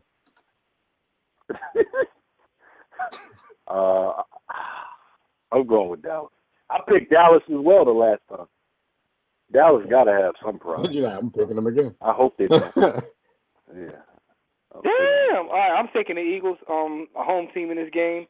And also, in the words of everybody in the national media, like Chip Kelly is not going to let it come out, and so I'm going to ride the Chip Kelly wave. I'm taking the Eagles in that game. We've got 15 minutes left there. Before we get out of here, let's have some basketball talk, man. All right, yeah, let's talk a little bit about this thing of ours, what's going on in the NBA. And that NBA wrap is brought to you guys by Fanatics. For the best in your favorite team's merchandise and apparel, shop Fanatics. Shopping Fanatics is easy. Just go to our site, warroomsports.com. Click on the Fanatics logo on our main page or on our sponsors page and get the latest in NFL, NBA, NHL, MLB, NCAA, and wall ball gear if you're into wall ball. So make sure you visit warroomsports.com and get you some gear from Fanatics.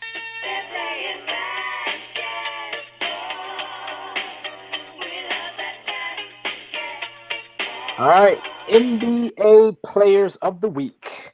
One, Mr. Kyle Lowry, point guard of your Toronto Raptors, and LaMarcus Aldridge, power forward of my Portland Trailblazers. I don't root for them. I just said that because I was doing the opposite. Should have said of Drake's Toronto Raptors. All right, so Lowry led his Raptors to a 2-1 week.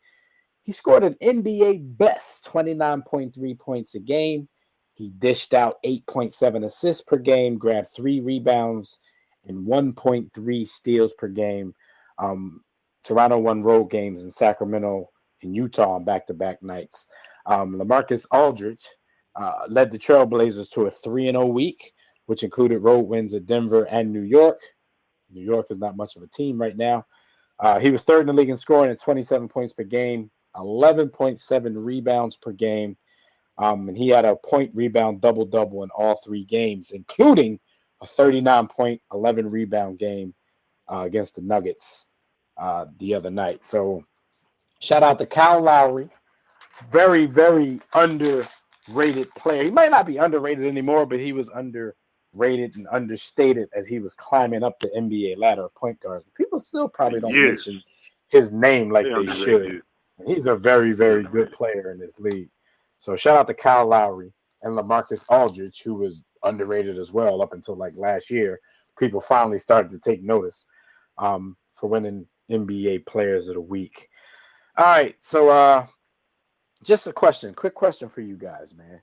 Because they sit atop the NBA with the best record, do you guys think the Golden State Warriors are indeed the best team in the NBA right now? No. And Steph Curry is in line for that MVP. They're sitting up there 19-2. And they're on a 14-game winning streak, yo. I'll put it like this. Here's what I'm going to say. they're playing the best basketball right now. Do I think they're the best team? I wouldn't Right. give them that title, but I think right now they're playing the best basketball. That's how I'm gonna answer that question. Best team, you still got to go with San Antonio at the moment. Yeah, probably, because not only are they still playing quality basketball, maybe not as great as Golden State right now, but these guys, I mean, are champions and they're battle tested. Yeah, I mean, plus we know the Spurs like to put it on cruise control during the season anyway.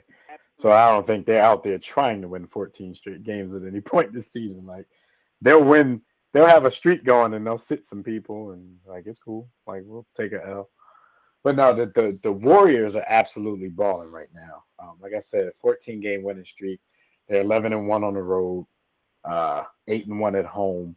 The only thing that you could say negative about this team right now is the whole, Steph Curry, their star player. He's saying that the criticism of Mark Jackson from their owner is a little bit of a distraction because he's saying, that they have the NBA's best record. They're playing ball so well. Steve Kerr has them rocking on all cylinders, and the owner, Joe Lacob, or whatever his name is, he's still out there talking about Mark Jackson and why he fired him and how nobody in the organization outside of the players liked him and this and that. So, it's kind of putting a stain on what they're doing right now. But I think he took heed to Steph Curry's words because, he kind of apologized for being a distraction. So we probably don't have to hear that anymore from him. But is it surprising to you guys, even if you don't think they're the best team in the league? Is it surprising to you at how well they've started? No? 19-2 is not a surprise. It's only surprising in that they're the Golden State Warriors, so they're one of those franchises where losing is just a part of the culture. It's like woven into the tapestries of their organizational fibers. Like that's who they are. But when you look at that roster, and I won't even say just what they have going on with the starters, they got a high quality starting lineup. But their bench, their rotation, I would say 6 through 9 is tough. I wouldn't say it's starter quality guys, but it's a lot of high quality players that come off of their bench and give them high quality minutes. So, 19-2, okay, yeah, that may be a little surprising, but I expected them to make huge strides this season. Klay Thompson is climbing that 2-guard ladder, and Steph is what Steph is. I mean, he's in the MVP race legitimately. All you saying is all. But 19-2 though? No, come on, son. Like, nobody 19-2. That's drawn. That's like, 19-2 is crazy. First of all, Jimmy, we know nothing impresses B. Austin. Right, I know. The 25th best catch ever. I know. Yeah. Odell Beckham had the 25th best catch he's ever seen in his life. No, it was 10 to 15. So he's being generous now. But no, B also made a good point about the bench. First of all, the team is really unselfish because Andre Iguodala is actually coming off the bench now, and this by all accounts it wasn't a problem for him. He was a starter on this team last season. The team is playing great D. They're actually ranked number 1 in defense right now, and that's just something that Golden State teams going all the way back to the 80s is just not known for. Not to say that they weren't winning or defense. Not to say they weren't balling defensively under Mark Jackson, though, because they were ranked 4th in the league last season. But, they upgraded a little this season. So, we're not going to sit here and just give Steve Kerr all the props. I think Steve Kerr has the offense running a little smoother. But I think the defensive principles that they had probably actually come from, the teachings of Mark Jackson last year. Plus, they have players that want to play defense, that take pride in being defense. So regardless of who the coach is, cats like Andre Iguodala and I can't remember, and Green and Barnes, people like that, they're going to play defense anyway. Klay Thompson is a pretty good defender. So, they have the horses to do what they're trying to do. And we'll see what they do once playoff time comes. But I'm impressed. I can't say I'm not impressed. So the knock Golden on State- David Lee. Uh-huh. Go ahead. Oh no, go I ahead. was going to I say was the just knock about to move us on. on David Lee. The knock on David Lee is going to be while he puts up big numbers, they're always meaningless. And he, to your like defense, he's a guy that will give up as good as he gives. He will give it up in terms of defensively. So, Is he playing now? Ain't he hurt again? No, he might be because Green is getting a lot of those minutes, so he might be. And Space is balling. Yeah, I think David Lee, his name is coming up in a lot of trade rumors. They're trying to get out of the David Lee business, or at least the media is pressing him and saying that they should. But anyway, Golden State, a couple of us are impressed. Jimmy, your Lakers. We could talk about the Lakers. Something going on with the Lakers every single week. Magic Johnson, your favorite player of all time. He said he hopes the Lakers lose every game. And for anybody who didn't hear this before you get all crazy, he's not saying that because he's no longer down with the club. He's saying that because he figures if you're bad, be really bad, because the only way this team is going to, get their rebuild on is by getting some early picks. He feels that there were no superstars in last year's draft, and he feels that there are some superstars in the coming draft. So he's feeling if the Lakers are going to be bad, be all the way bad. My thing with that, the only thing in the NBA, we already know with the lottery system, losing every game and being the worst team in the league doesn't necessarily guarantee you the number one pick. But he did say superstars, so he's figuring if the Lakers can get down there somewhere in the top, 3 or 4, they probably can get a piece that will help them rebuild the franchise. What do you guys think about Magic saying this, knowing what kind of competitor he was back when he played? He hated. All right, well, couple things real quick. First of all, Magic's words are gospel. That's one. Two, I find it funny every year how they say there were no stars in this draft, but wait till next year. That's like I thought that was supposed to be last year. It was supposed to be the star draft. It's supposed to be a great draft. Yeah, it's no stars if you don't get any, Jim. If you don't get anything, they do this every year, though. Every year, like, oh no, wait till this draft coming up. You know what I'm saying? Then we see. I don't know if you guys saw it. I know it was tweeted to you, but the Lakers going through what they're going through, and Kobe was going ballistic in practice on his teammates, calling him Charmin. Shout out to the company Charmin, because you talk about companies learning how to use Twitter. They just sent out a tweet that says, in terms of toilet paper, seeing your soft as Charmin is a good thing. In basketball, not so much. So they obviously saw the video and sent out that tweet. But it's a mess, man. It's a mess. But I do get what he's saying. But you can't publicly say that, though, to be honest with you, because you can't have teams out here trying to tank. Although the Sixers have taken it to another level. They took it to another level, and I think that something's going to be. I think the Sixers have pushed the button that's going to make change. Like the Sixers, in the words of B. Austin and my man Malcolm Gladwell, they made the NBA reach a tipping point because they're drawn right now. But I still think when management tries to tank, I get where Kobe's coming from and his response to Magic. Like, as a player, it's difficult to go out there and play and tank. Ownership can put the worst team on the floor, but the players are still going to play hard. Yeah, because that's basically the only people who can really tank with management, because whoever you put out there, like the Sixers are just putting out, like high school players. So the tank is real, but they're trying to win. You know what I'm saying? They're not going out there because they don't care about the future of the organization, because obviously if the team is tanking, they realize that they're not a part of the future of the organization. So why would I go out there and help you get rid of me? You know what I'm saying? So you can never expect players to go out there and tank. But like what Kobe said, Magic is speaking from an executive, because Magic would never say this as a player.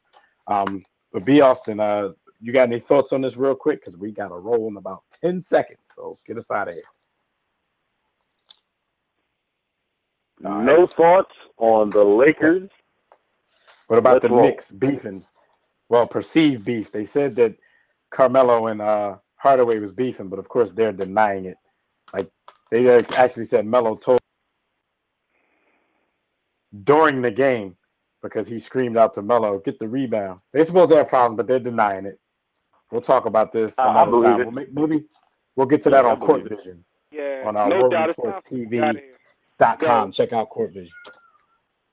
Yo, speaking of companies using Twitter, I just saw a tweet from Fox Nation, the Fox Network. It says Andrew Cuomo meets with former crack dealer Jay-Z to discuss public policy. So, wow. shout out to the various companies trying to find a way to use Twitter. But anyway, man, you guys go check out that Kobe video. But in terms of this show, it's time for us to get out of here. Thanks for everybody for joining us in the War Room. You know, special thanks to Fred Perdue of collegefootballextra.com for calling and holler at us. Those calls we got to, we appreciated. Those we didn't get to, we definitely apologize. Don't forget, tune in next week. We're going to be talking again with Fred Perdue, talking about the U Part 2 again, because it'll air by that time. You know, we'll have a lot of sports talk, what's going on in the NFL, Week 15, the preview, as well as, Week 15 that just passed, and we'll preview Week 16. We'll also talk about the NBA. So don't forget, check us out next week, same time, same place. Until then, don't forget Facebook and Twitter is at War Room Sports. Our webcast are warroomsportstv.com. All of our network shows, WRSPN.com. Until next time, everybody, don't accept mediocrity. Be steadfast in the war against ignorance. We'll see you chumps on top.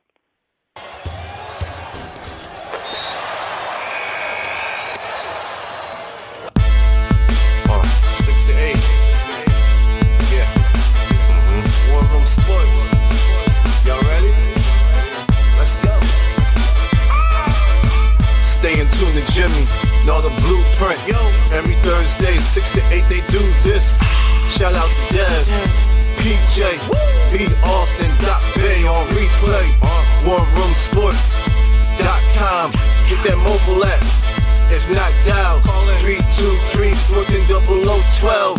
They be going and you sensitive, then oh well. Yeah. Physical podcast, let's talk sports. Showtime like Magic and the Block's Torch. Listen live, push one to join in. Rip your team or listen for your enjoyment. Hip-hop scholars, pit-stop knowledge. Should be in sports credits, I ain't talking college. 5 guys, no beef though. Corporate secret, but the streets know. Belafonte, I got a G flow. KC royalty, I'm in beast mode. 2 hours, get your game up. Who's the best in sports cast? You better name us. War Room Sports. Yeah, you know, Jimmy, Dev, DJ, Jack Beck, B. Austin. I'm chopped. Up and coming on the beat.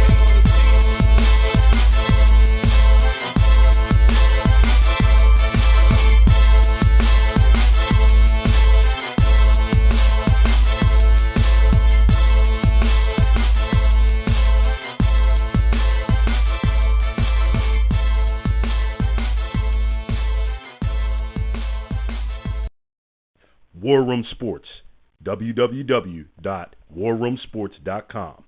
What? Ain't no more to it.